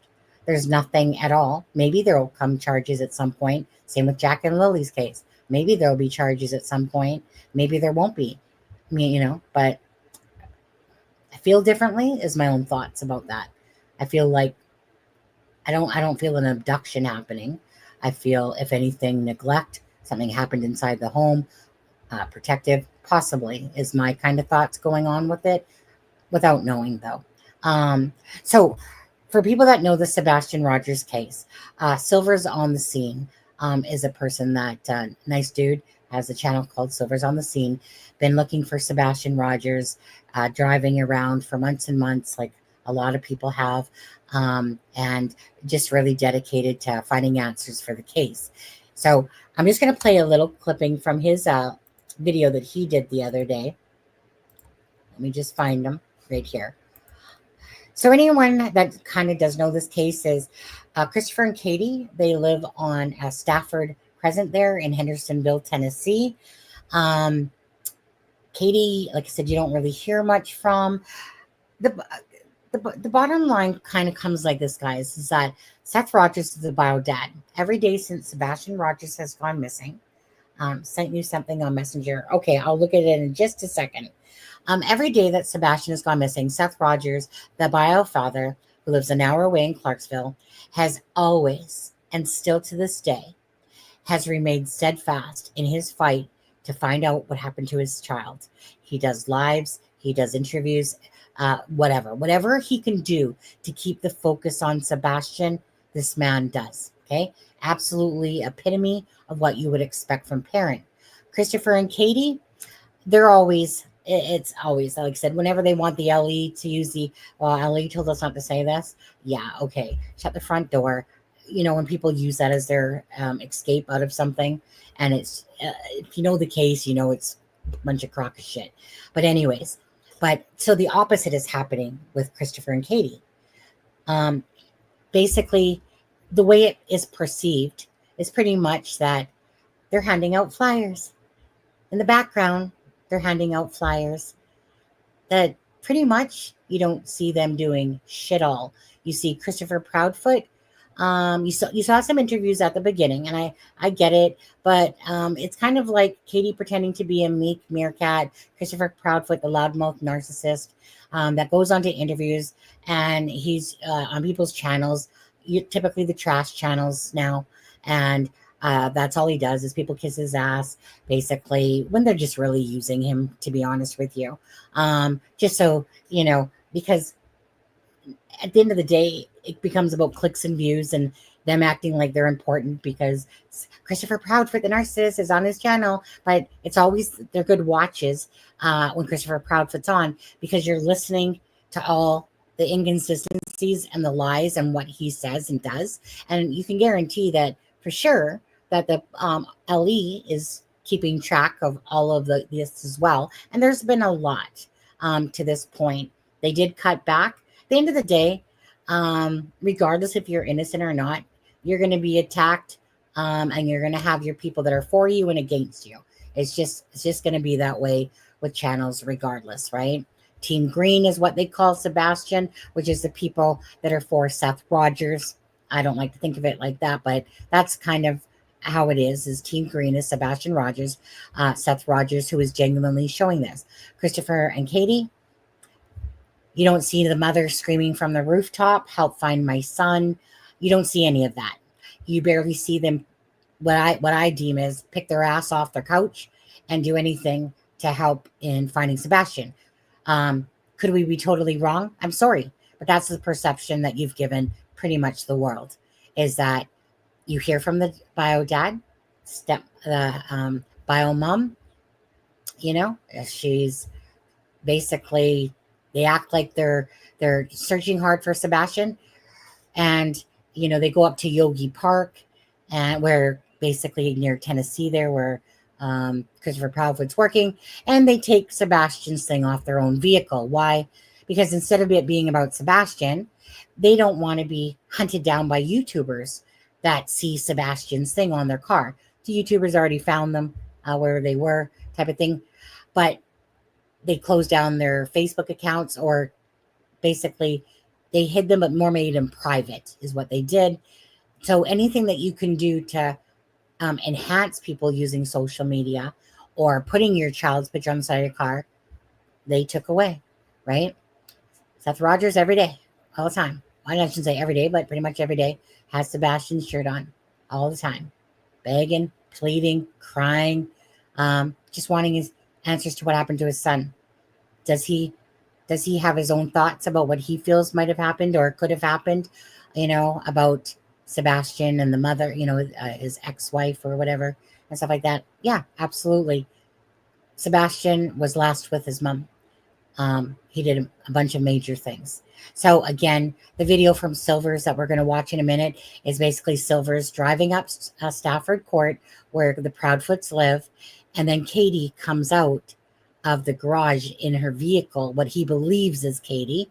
It's Katie's vehicle. Is Katie driving it? Well, you can't actually see because of the whatever. Chances are it is Katie, but you can't actually see the person that actually is driving the car. But come on.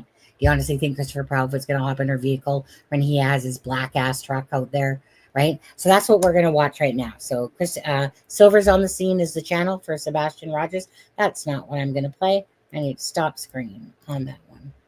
So let me play this for you guys, okay? Make it bigger.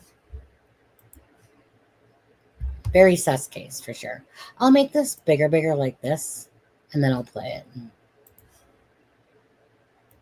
Shortly right here, that's right behind Sebastian's home, directly behind. We all know that home. There it is. They have their stuff going on.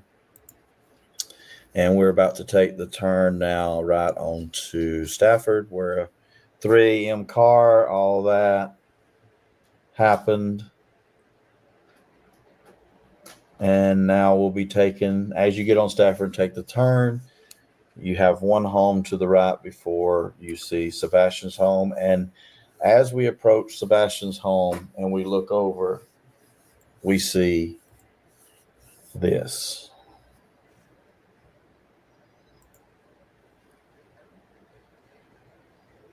Okay, you guys, for anyone that's not watching the case, look at the home where the vehicle's coming out of the garage. That's Sebastian Rogers' home where he disappeared. That's Katie Proudfoot's vehicle. That's their big fifth wheel, and then his truck. See, right there? Okay, this is the home where Sebastian Rogers just disappeared, vanished. And Christopher Proudfoot, like I said, was in Memphis with his truck and with this big RV thing. Katie Proudfoot always parks in the garage. And that's what this video is of. So it's one of those things for Silver's on the Scene and his wife as they're driving by. Lo and behold, Katie's vehicle comes out. Now there's a garage sale at the end of the street. So you're going to see that, I don't know, Katie, perhaps on a day that you could be looking for your child or putting up posters, you're going to garage sales. But hey, don't want to judge. I'm totally judging. I got something to show you that Charmaine sent me. It's going to floor you guys probably from the Jack and Lily case with regards to Donna Serafina. It's crazy, but I'll show it to you after we finish with Sebastian Rogers here. Okay, guys? Crazy, crazy.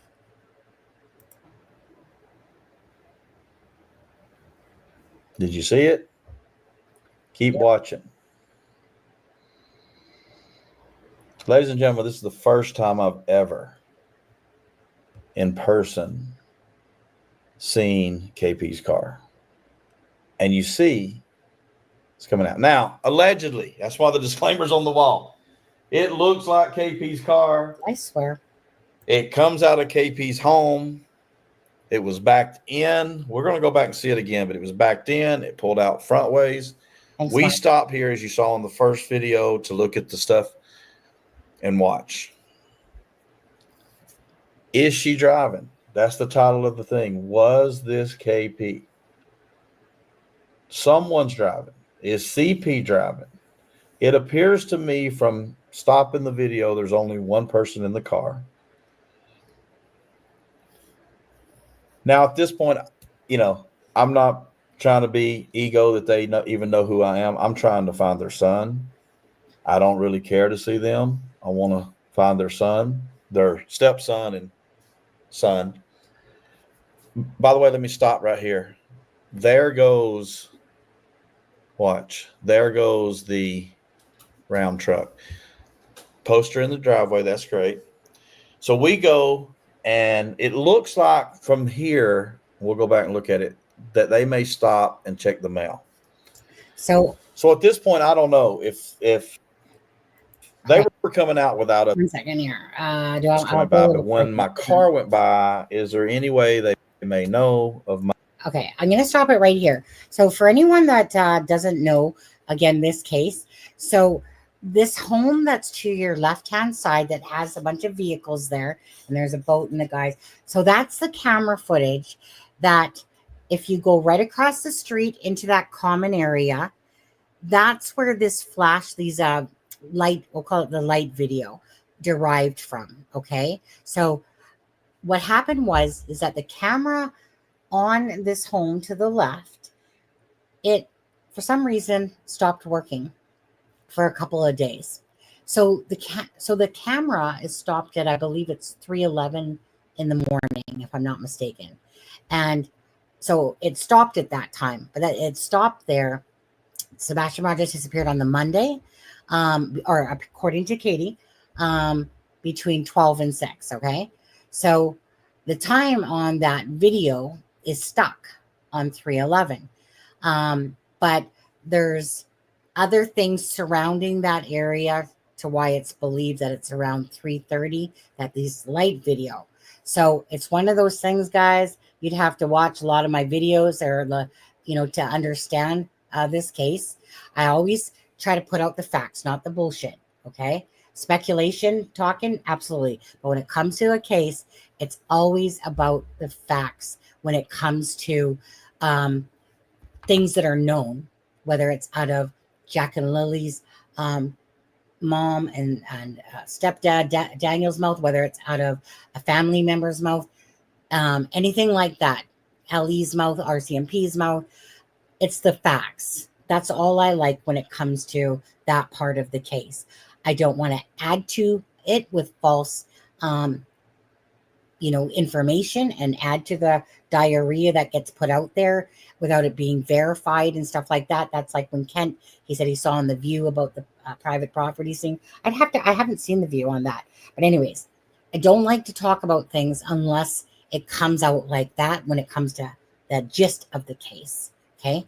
That part. So just like Sebastian Rogers, a timeline, and American Justice, Melissa has done this wonderful big arse freaking Excel file on the different interviews, all the different things. I don't have it up right now, but all the different interviews and stuff like that. So basically at the end of the day, well, I guess I'll just play this out for a little bit more because My black Katie's car does come SUV. around. And then I've been through the neighborhood. So I get to the stop, and I need to punch in directions where I'm going next. So we sat here for about 20 seconds. And there's a house with the camera right there to the left. And wasn't sure it's where the right what was going to goes happen. to And the then you'll see allegedly the car coming. Katie's car. And about the time it's getting close to us, I've got my directions in, and I go to turn right to leave the neighborhood. And I did not know what this car was going to do, but we can watch for ourselves. Here it is. And they go left, or she goes left, or he goes left. So, okay. So, I mean, I'm going to say that's the gist of that. So good on Silver's on the scene, who happened to go by, and literally Katie's car is coming out of the garage, whether it was Katie driving. Yes, it was driving it, or somebody else, Katie. So Kellen Lane has always been, this is Kellen Lane, the one that she's going up, which maybe there's a garage sales happening that week or something like that. Who knows? That's what that whole garage sale, there was some stuff on the table. So but you're looking really hard. You know that Seth Rogers is at home doing everything he can to go over everything to do with Sebastian. But hey, Katie, don't forget those garage sales. Your son's missing. But anyways, I know every minute of every second of every day, I mean, time ticks on. People do different things, different ways. But the two of them, honestly, they're enough to make you be angry, to be honest with you. Be very angry at what you're seeing. And it's because Christopher Proudfoot and his big mouth and the inconsistencies and the lies. So, you can't believe anyone. He started off by saying he took a polygraph, and he didn't. I clearly have the receipts for him saying that on a Facebook post when somebody said, "Did you both take the polygraph test?" And he said, "Yes." And then on a live, he's like, "I didn't say who took the polygraph test." And he's making it basically he's acting like you people are stupid and that he's smart, and stuff like that. Well, the minute he's lying, why are you lying? Because obviously, to me, why he was lying was because, he was just thinking, oh, a little white lie, that way people don't start attacking and blah, blah, blah. It's probably the ego that got in the way of him on that. But as he went on, he was inconsistent with his talking. He doesn't remember sometimes what he says on one live and then on another live. He's inconsistent. He bullshits. Who does that? So either you're the biggest narcissist that doesn't truly give a shit about this kid that you don't like and trying to project like you do, which he didn't seem to like Sebastian. And that Sebastian was a thorn in his ass, pretty much. The relationship was on the rocks, according to Seth Rogers, that from out of Christopher Proudfoot's mouth.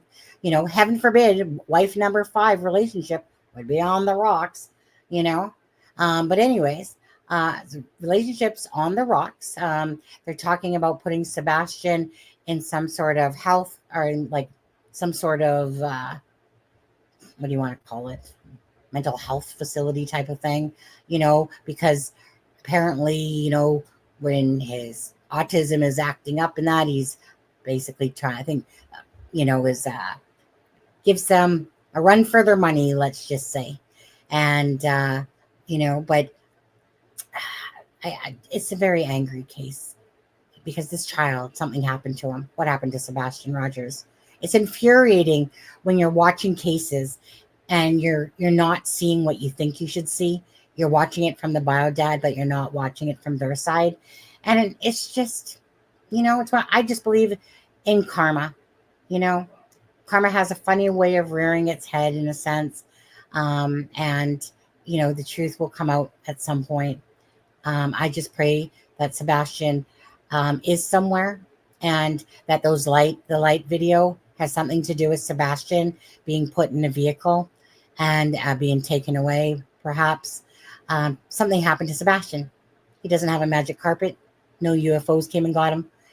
His mom was the last one to see him. Took him out for a full day of activities, right? Too much for someone with autism. But hey, fun fact, she says, fun fact, made Sebastian spaghetti pancakes, pulling teeth to get information. It's ridiculous. It's not. If your child's missing and you have to pull teeth, sorry, red flags. Red flags. 5 CPS cases with Sebastian.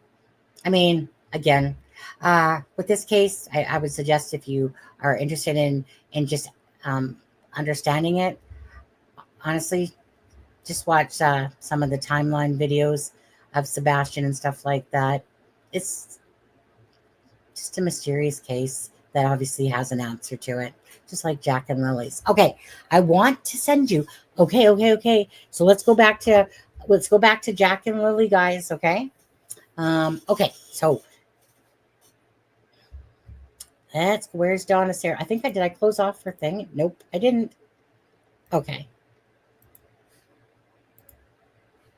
I want to go back to this. Oh, tomorrow is Friday. Ugh. Right. My husband does have to work, so I need to be kind of quick about this a little bit. Okay. So Donna Serafina, let's listen to her we again. could get some answers about Jack and Lily. And once again, I'm getting that light from like sunlight.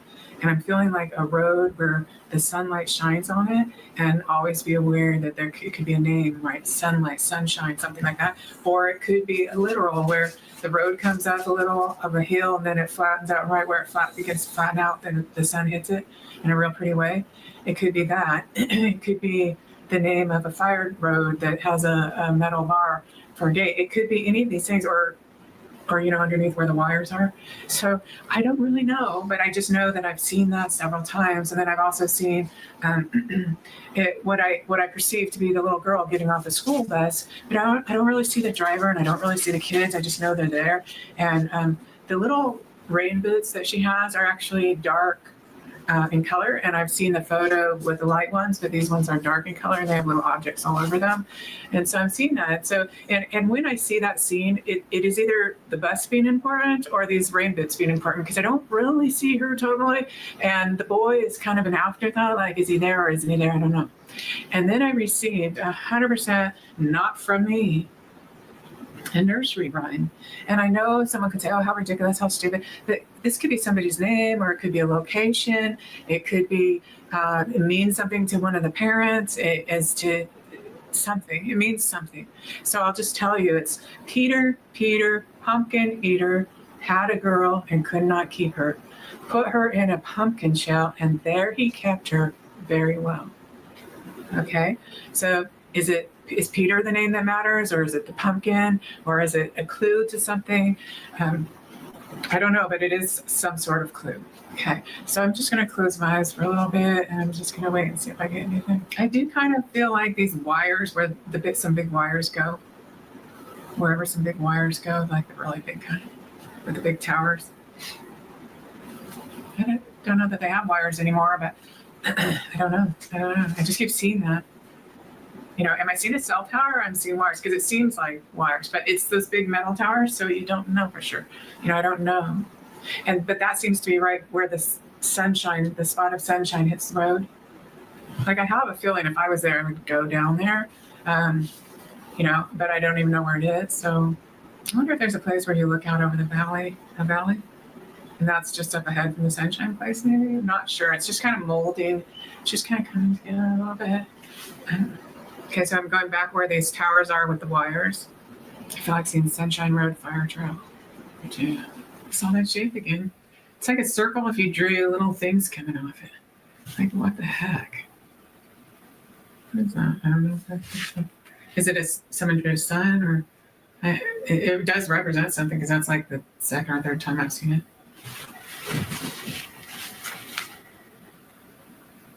There's one of these toys, like those worms that you kind of wiggle and make it move. I mean, it could be. Okay. I'm going to stop that there now. And now I'm going to go back to two things. Okay. So Donna has mentioned about Peter Pumpkin Eater. She mentioned about Lily's boots being darker than what they're showing in the picture, and perhaps they are. She mentioned about wires, like telephone wires type of thing, and towers. And she also mentioned about this thing that kind of looks like a sun. And she says, I don't know why, but I've seen it a couple times now, and some about sunlight road, fire, blah, blah, blah. Anyways, okay. So to go back to, let me go, hold on a second. Okay. So there's going to be something crazy in a second, guys. Stop screen. And we got to go to share screen and Windows. Okay. So Donna, who's from the United States, she's a good psychic. She doesn't get it always right, but dang, when she gets it right, she gets it right. So here, you guys can see here. Let me go down to it. So she says, Peter Pumpkin Eater. And then here, 21 minutes away, is this 2258 Peter's Pumpkins. Okay, now it's open from September to October 31st. But anyways, I thought at first it might have had something to do with Jack's birthday and the birthday cake that's a shape of a pumpkin. And that's why she was getting Peter Pumpkin Eater. And maybe that has something to do with it as well. But anyways, there's literally this place called Peter's Pumpkins. Okay. Charmaine sent me something that Donna had posted and sent it to me. that this, remember she's saying that she's got this image of this round thing that kind of has like a sun type of idea. Okay. So let me show you this now.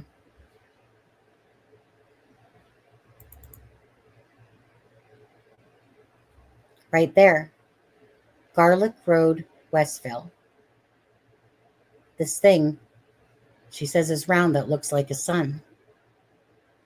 Now, that's on Gairloch Road, right? Isn't that crazy? Isn't that crazy, though? To literally have this big-ass thing that looks like a sun? Huh. But I haven't had time because I've been playing the videos. Is where this is in relation now, because it says up there Gairloch Road. Let me just see. Let me go. Okay, hold on. Let me go. Wait, this is the one that she did a day ago.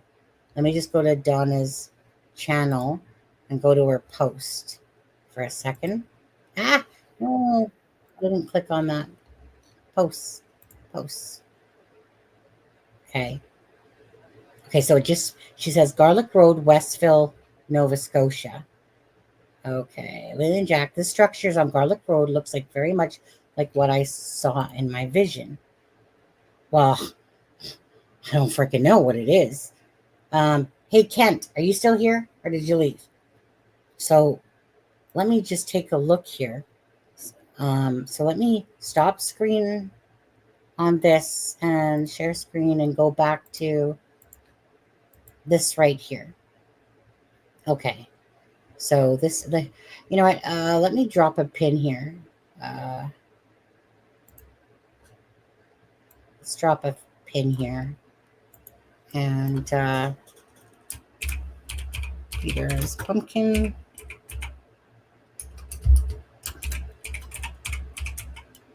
Okay, 2058 River Road. Okay, so let's drop a pin here for that. Okay, so now let's go back over to here. And she says it's on, well, she has it on Gairloch Road West. So this is, I'm not sure which way it is. Never each, oh wait, it has to be this way. It says west. So where's Gairloch Road again?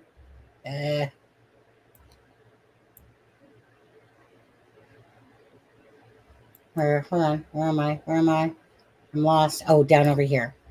Okay. That's this way, north. It said, I'm just not sure if I'm going the right way, guys. I'm just going, I can see the thing up on her thing. Kent, are you here? Save me. Karma is real. 1 second, guys. Just going to play around. Never eat. Let me just go back to Gairloch Road. I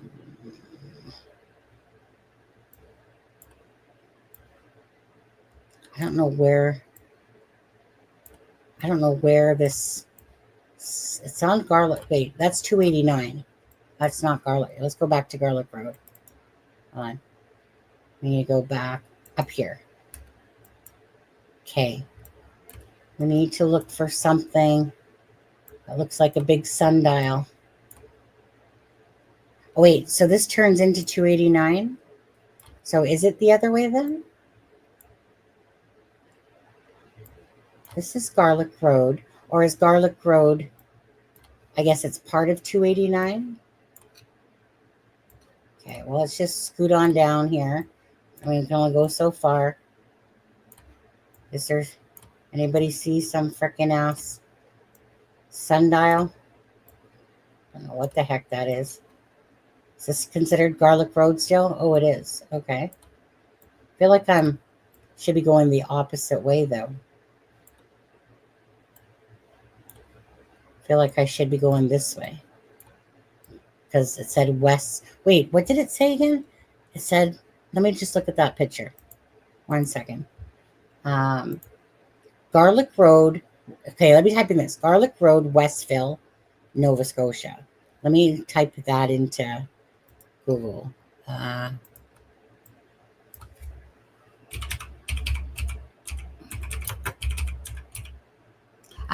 Okay, so where does this take me?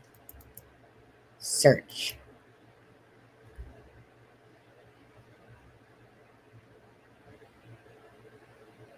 Okay.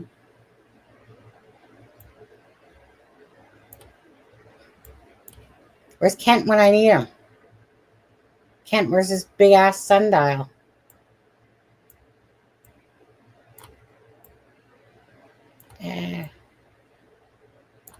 If you guys see something, let me know. Where's this big ass sundial?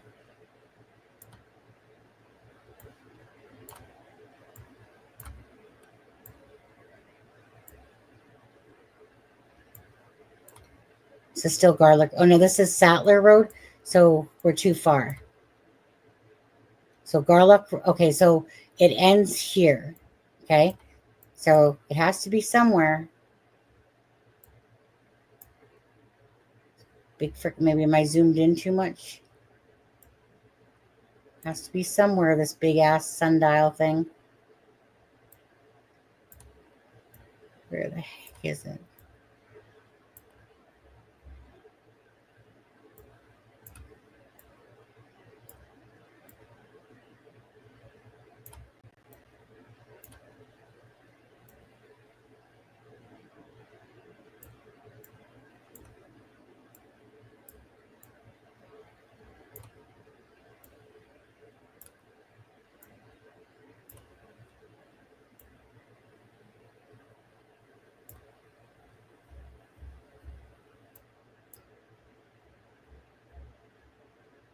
That's not it or nothing, right, guys? We gotta look for... Yeah, somebody save us. Yeah, we'll never eat shredded wheat. I'm looking at the thing. Here, hold on. Let me pull up the picture for a second again. Let's get a better bird's eye view again of this. Hold on. Add to stage. Okay. I mean, that thing's freaking huge. And it got some sort of loop-de-loop here. Okay. Remember that, guys. Like, that thing's like a big freaking slice of like lemon out there. Kent. Well, it is a 4-hour difference for Kent. Okay, well, let's go back to share screen. We gotta find this. We gotta find this thing, you guys. Let me make sure that I'm in yeah, we're in 2025. I want to be in the most current time, 2024. Okay. It's got to be some... We're still on Gairloch Road. Still on Gairloch Road. Anybody see some big ass freaking satellite dish?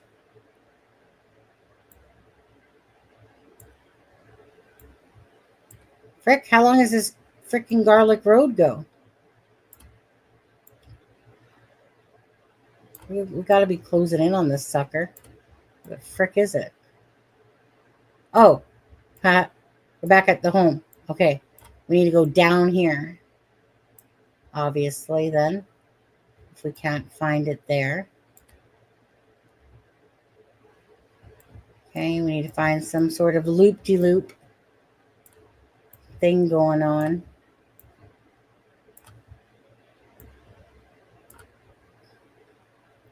Just got to make sure this is still Gairloch Road. Oh, see? You guys, we missed it somewhere because now it turns into Stewiacke, right? We had to have missed it. Anybody see a big freaking piece of lemon slice anywhere? It has to be here. Somebody help. Help. has to be here. Okay, let's try this again.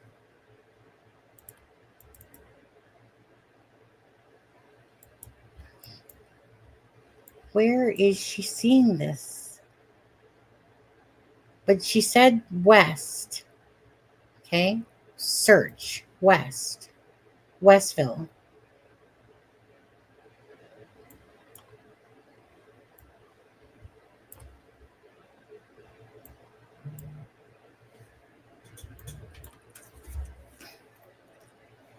Oh, Kent sent a photo.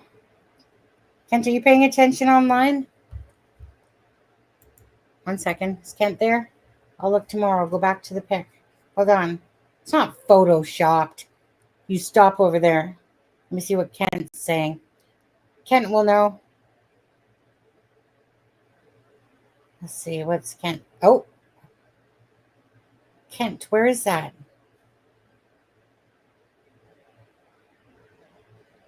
Hold on. Gonna put on my glasses. Tell me which way to go, Kent. Let's see here. Lily and Jack. The item of the psychic you were talking about said this is what the son of the photo on Gairloch. Yeah. Yeah, can you help me out? Do you know where this is?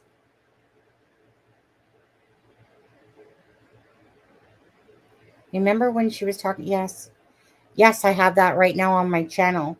Do you know which way I'm supposed to go from 1407? Where's Kent? He's talking to me here, but I don't think he realizes. Come on, Kent. Pay attention on the channel. He's like, I'm trying to find it on Google Maps. Can you assist by coming back to the live if you're not in it? I mean, hell, that's a big ass sun, correct?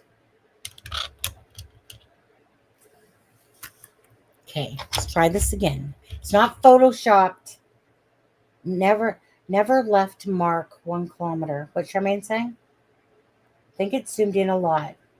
Not as big as you think. Yeah, you're probably right. But she does have it on West Gairloch. Okay, let me make this bigger. I'm on my way. Kent says he's on his way. Now, let's go back over to here. Okay. But this thing is pretty decent size. Tell me, I can't see when Kent comes in. Because maybe he has an idea where this sucker is. You guys, we got to find it. Let me add this back to stage for a second. I mean,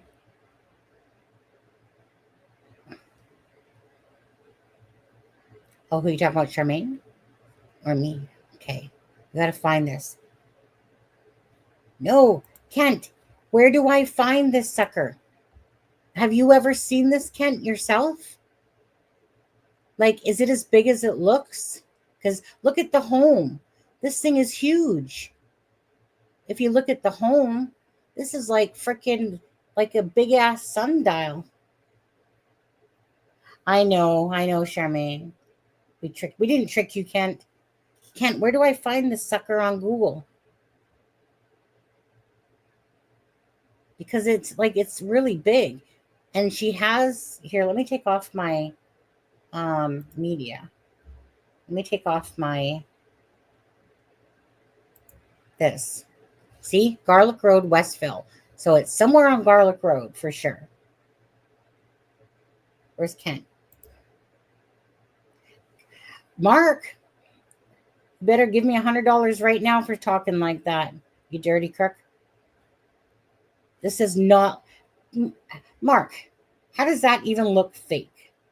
I wonder if that wouldn't be at the old Lorda. What's the old... Do I type in old Lorda?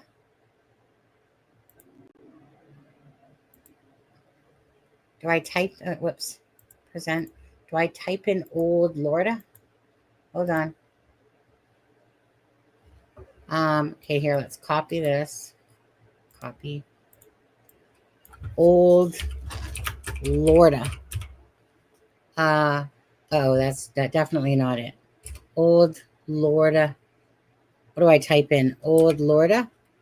Nova Scotia?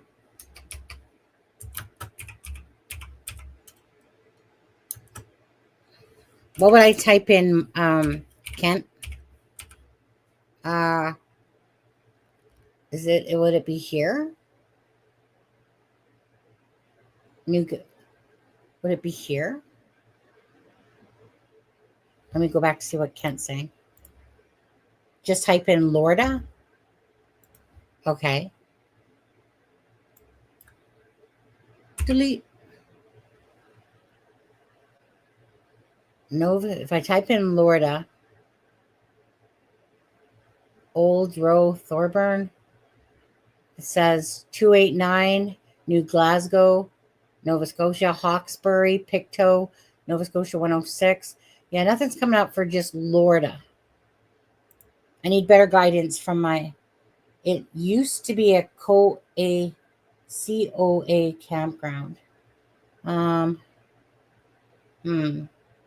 Yeah, I spelled Lorda. CLORDA. Lorda. Lorda, have mercy on my soul. Lorda. Here, let me type in KOA campground. There we go. Niagara Falls. Where else? KOA campground. I'm just trying different options. Got to be here. Halifax West KOA. Or let's just click on this shit. See where it takes us. No, that's way too far, right? Anybody see a freaking sundial? Because we're like way out of the way, aren't we? We're not there. That's like Halifax West KOA.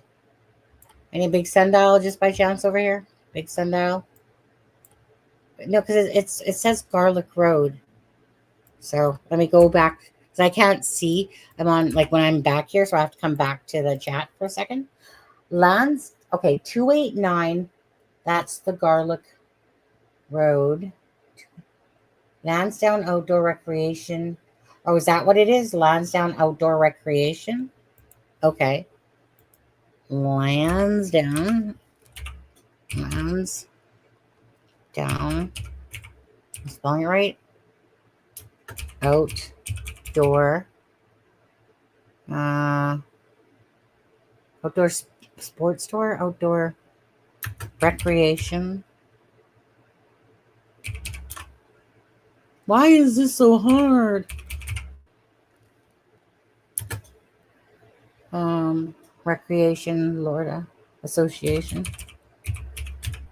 Well, I think we're missing a L, lore, and then a D. Where's the D? Cloverdale Outdoor. It's not recreation. Still, it's in Pictou, right? I might have to go to Google Maps or something instead, or type it in. So that just takes me there. Is there a big fucking set?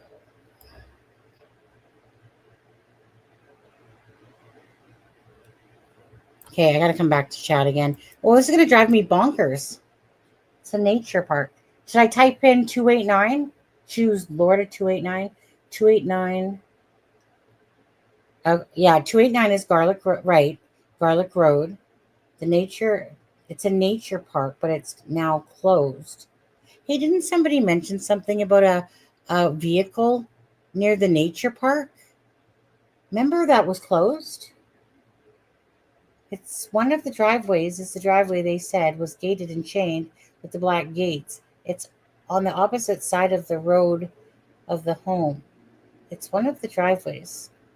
Okay, fine. Great.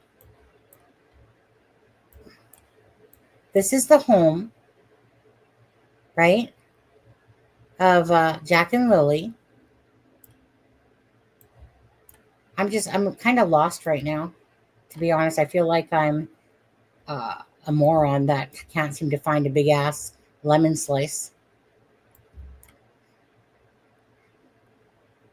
Do I keep going up this way?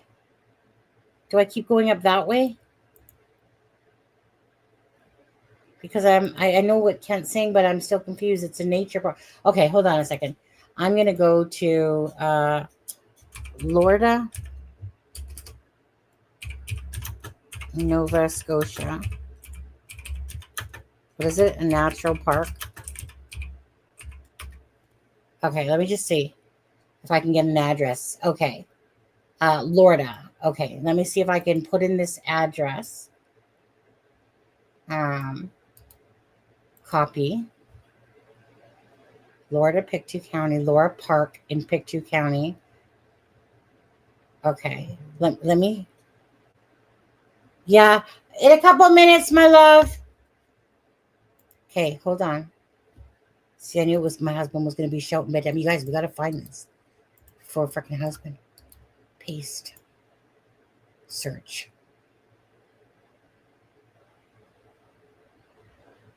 Oh, freaking didn't move much now, did we?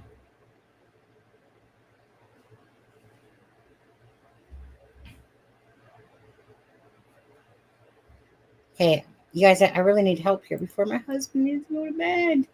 Yes, and the other was specific vehicle. Remember the lady called it, go wait in the car because it's not there. Okay, hold on. It did say West, hi, Benny. And after the name of the road. Well, it said Nova Scotia. It said it's on her thing. God, Donna, could you be more specific? Keep going. You're going the right way. Okay, so wait. I'm going the right way. Wait. Let me zoom out. I'm supposed to go this way? Am I supposed to go this way? Anybody see a big fucking lemon slice? That looks like a big satellite dish. Come on now. Gotta be able to find this. Kent, am I still going the right way? Do I need to go further up? Help. Help. Anybody? I won't be able to sleep tonight. Do I need to go still further up, Kent? Like, still further up the map? It's going to drive me crazy. And then I got my husband going, bed, baby. What area is that? I'll help find it. Well, it's Gairloch Road. Yeah. 1 second.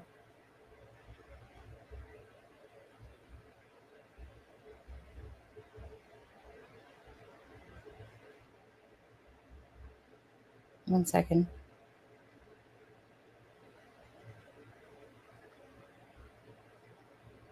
It's on Gairloch Road, Westville, Nova Scotia. See that light brown spot? The light brown spot, like here? Yeah, but I am zooming. Like,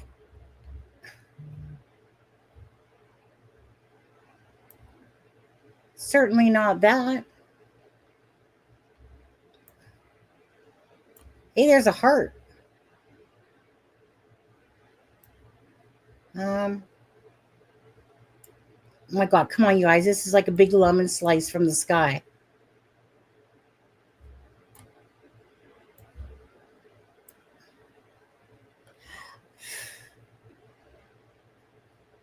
It's really hard when I have to keep going back and forth. See that light brown spot? Which one, to be honest with you? Okay, come on now. 1 second. Because this is the same address, right? It's 1480 NS 289 West, Nova Scotia, right? Like, okay, no, I didn't mean to open you up. Go away, close, fuck off. Where are we? Okay, search. Her thing said Westville.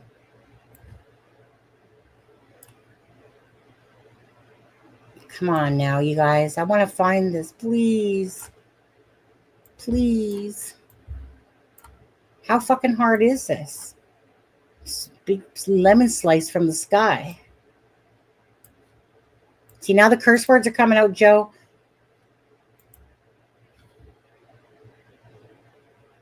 Hello. Hi, BDA. Okay. I need better answers. Go back to the light green spot where you started to zoom in, and in there was a brown spot in the middle. He's talking on the channel. Oh, sorry, my bad. Go back to the light green spot. There's a ton of light green spots. Okay. Light green spot. Okay, hold on. Let me start all over again. I mean, coming here. Okay. So you're not talking down here, right? You're talking, go back up here. Up here. It's really hard because everything looks freaking light green. You're not talking about there, are you? Because it definitely... Okay. Let's... way out. Look up. Can people... Oh, yeah, but what do you... All the way into what? I mean, this is the picture, you guys. Okay? If that's the picture... You see all these roads that are right here circling this sucker? There's got to be a bunch of this shit around it too. Donna, and it says Gairloch Road, Westville, North. Okay, right? So it's like a bunch of trees, and there's all these little twisty roads around it. So I hear them. Joe, do you know where this is on the map? Anybody? Can anybody find it before me? That would be amazing. Poor husband, he's gonna... Okay, so there has to be twisty roads around this shit. Come on, twisty roads, where are you? I mean, I'm gonna need the swear jar a little bit here, Joe, because there's some sort of freaking... Probably going to make you guys sick going back and forth like this. But there's the twisty roads. It has to have twisty roads around it. Any sort of freaking... And we're in the most closest year. If I backed off... No, that's worse. We have to go back. That's 2022. Is that a better freaking view? By chance? Somebody guide me. Somebody find it for me. Because it's not like it's this, right? That's just a mound of whatever. Right? Because even if we bring it to the closest year, which is suckier, 2022 looks better, to be honest with you. Okay, I'm coming back for guidance. Come on now. Come on. To whoever finds it. Yes. Yes, what? Yes. Oh, wait. I'm sitting here looking at the map, and you guys are still looking at this thing. My bad. My bad. My bad. Aw, man. I'm not going to sleep until I find this sucker. Come on, Donna. It's on Gairloch Road, 289. 289 stops becoming 289 at some point here. Okay? How can you miss a big lemon slice in the sky? That big ass thing. It's big. Okay, that's Jack and Lily. Am I going the wrong way? Should I be going this way?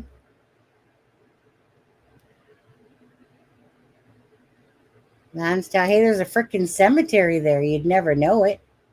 Oh, now you would know it a little bit more. Okay, there's all these wires, you know, like those tower wires. Is there some frickin' see, but tower wires. Oh, come on. This is ridiculous now. This is stupid at this point. How can you miss a big ass freaking lemon slice from the sky? That's that big. I mean, you can compare it to the house. This thing's big. And no, Mark, it's not a Photoshop. Breathe in. Zoom into what? That's what I don't understand. Zoom into what?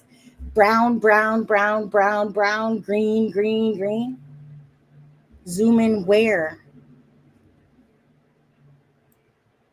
Ken sent me, well, he sent me the pic of the one on the thing. Come on, you guys. There's got to be this thing. It's pissing me off now. Like, how, like, that thing clearly had some roads swirling around it. Why can't we find this? You guys keep saying zoom in, but according to that picture, we should be able to see it, you know, somewhere. Right? Am I going the wrong way? Am I going the right way? No. I mean, how do you miss something like that? Like, what the heck?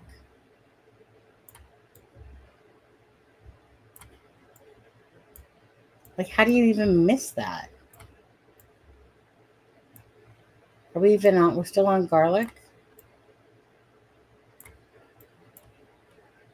Big ass.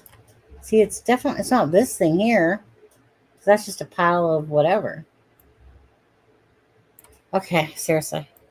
I'm going to get my anger levels up. The roads aren't going to discernible as much as they're growing up, and it's 2 years since it's been open. The roads aren't going to be discernible as much because they're growing up in 2 years. Well, Donna took a picture.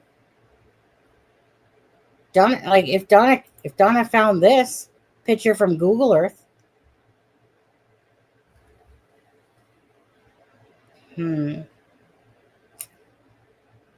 Sharon, what's that? Did you find it, Sharon? What's that? Let me see here. Yeah, I found Lorda, but okay, let's take a look. But that's the same address I had, though. Okay, so Lorda. Let's try Lorda again.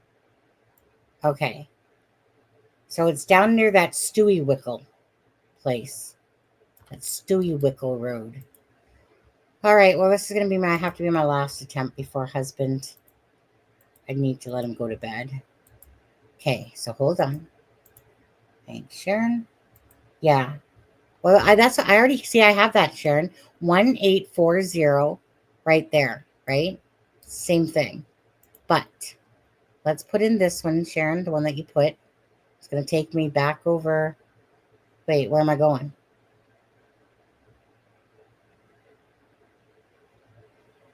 Hey. Is there a big, is this where it is? Somewhere here? This big frickin', is it here? Anybody see a big ass? Ah, what's this? Oh, no, that's just a baseball diamond. That's, I think, a baseball diamond right there. What's this? Big freaking golf ball thing. Man, am I totally in the wrong place? Do I look like I'm in the right area, you guys? Because when I look at the map, it was showing me. Okay. Windy roads. Big ass slice. But it was on Gairloch Road. We're not on Gairloch Road. she entered Gairloch Road, Westville.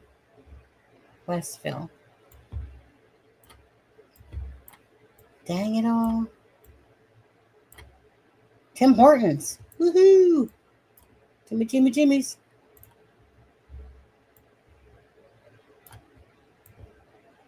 Ah! Oh my God! Found it. There it is. Look at this sucker. Told you. See it from the frickin' sky. Ah, there you go. Thanks, Sharon. It's because of you I found it now. Okay. Let's drop a pin on this sucker. All right. We're going to call this. We're going to call this what? The sun. Okay. Add it.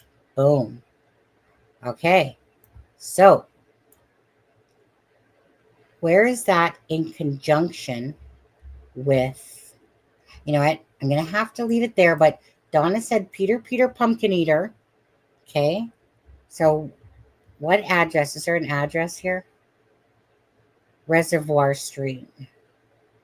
Well, it's okay. So, let's see. I'm not sure. Well, I guess. Okay. Is there an actual address so I can pin?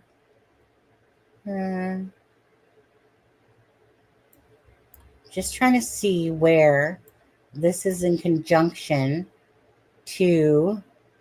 Okay, let me just take a quick little tour for a second. Okay, if this is Peter's Pumpkin Patch. Oh, okay.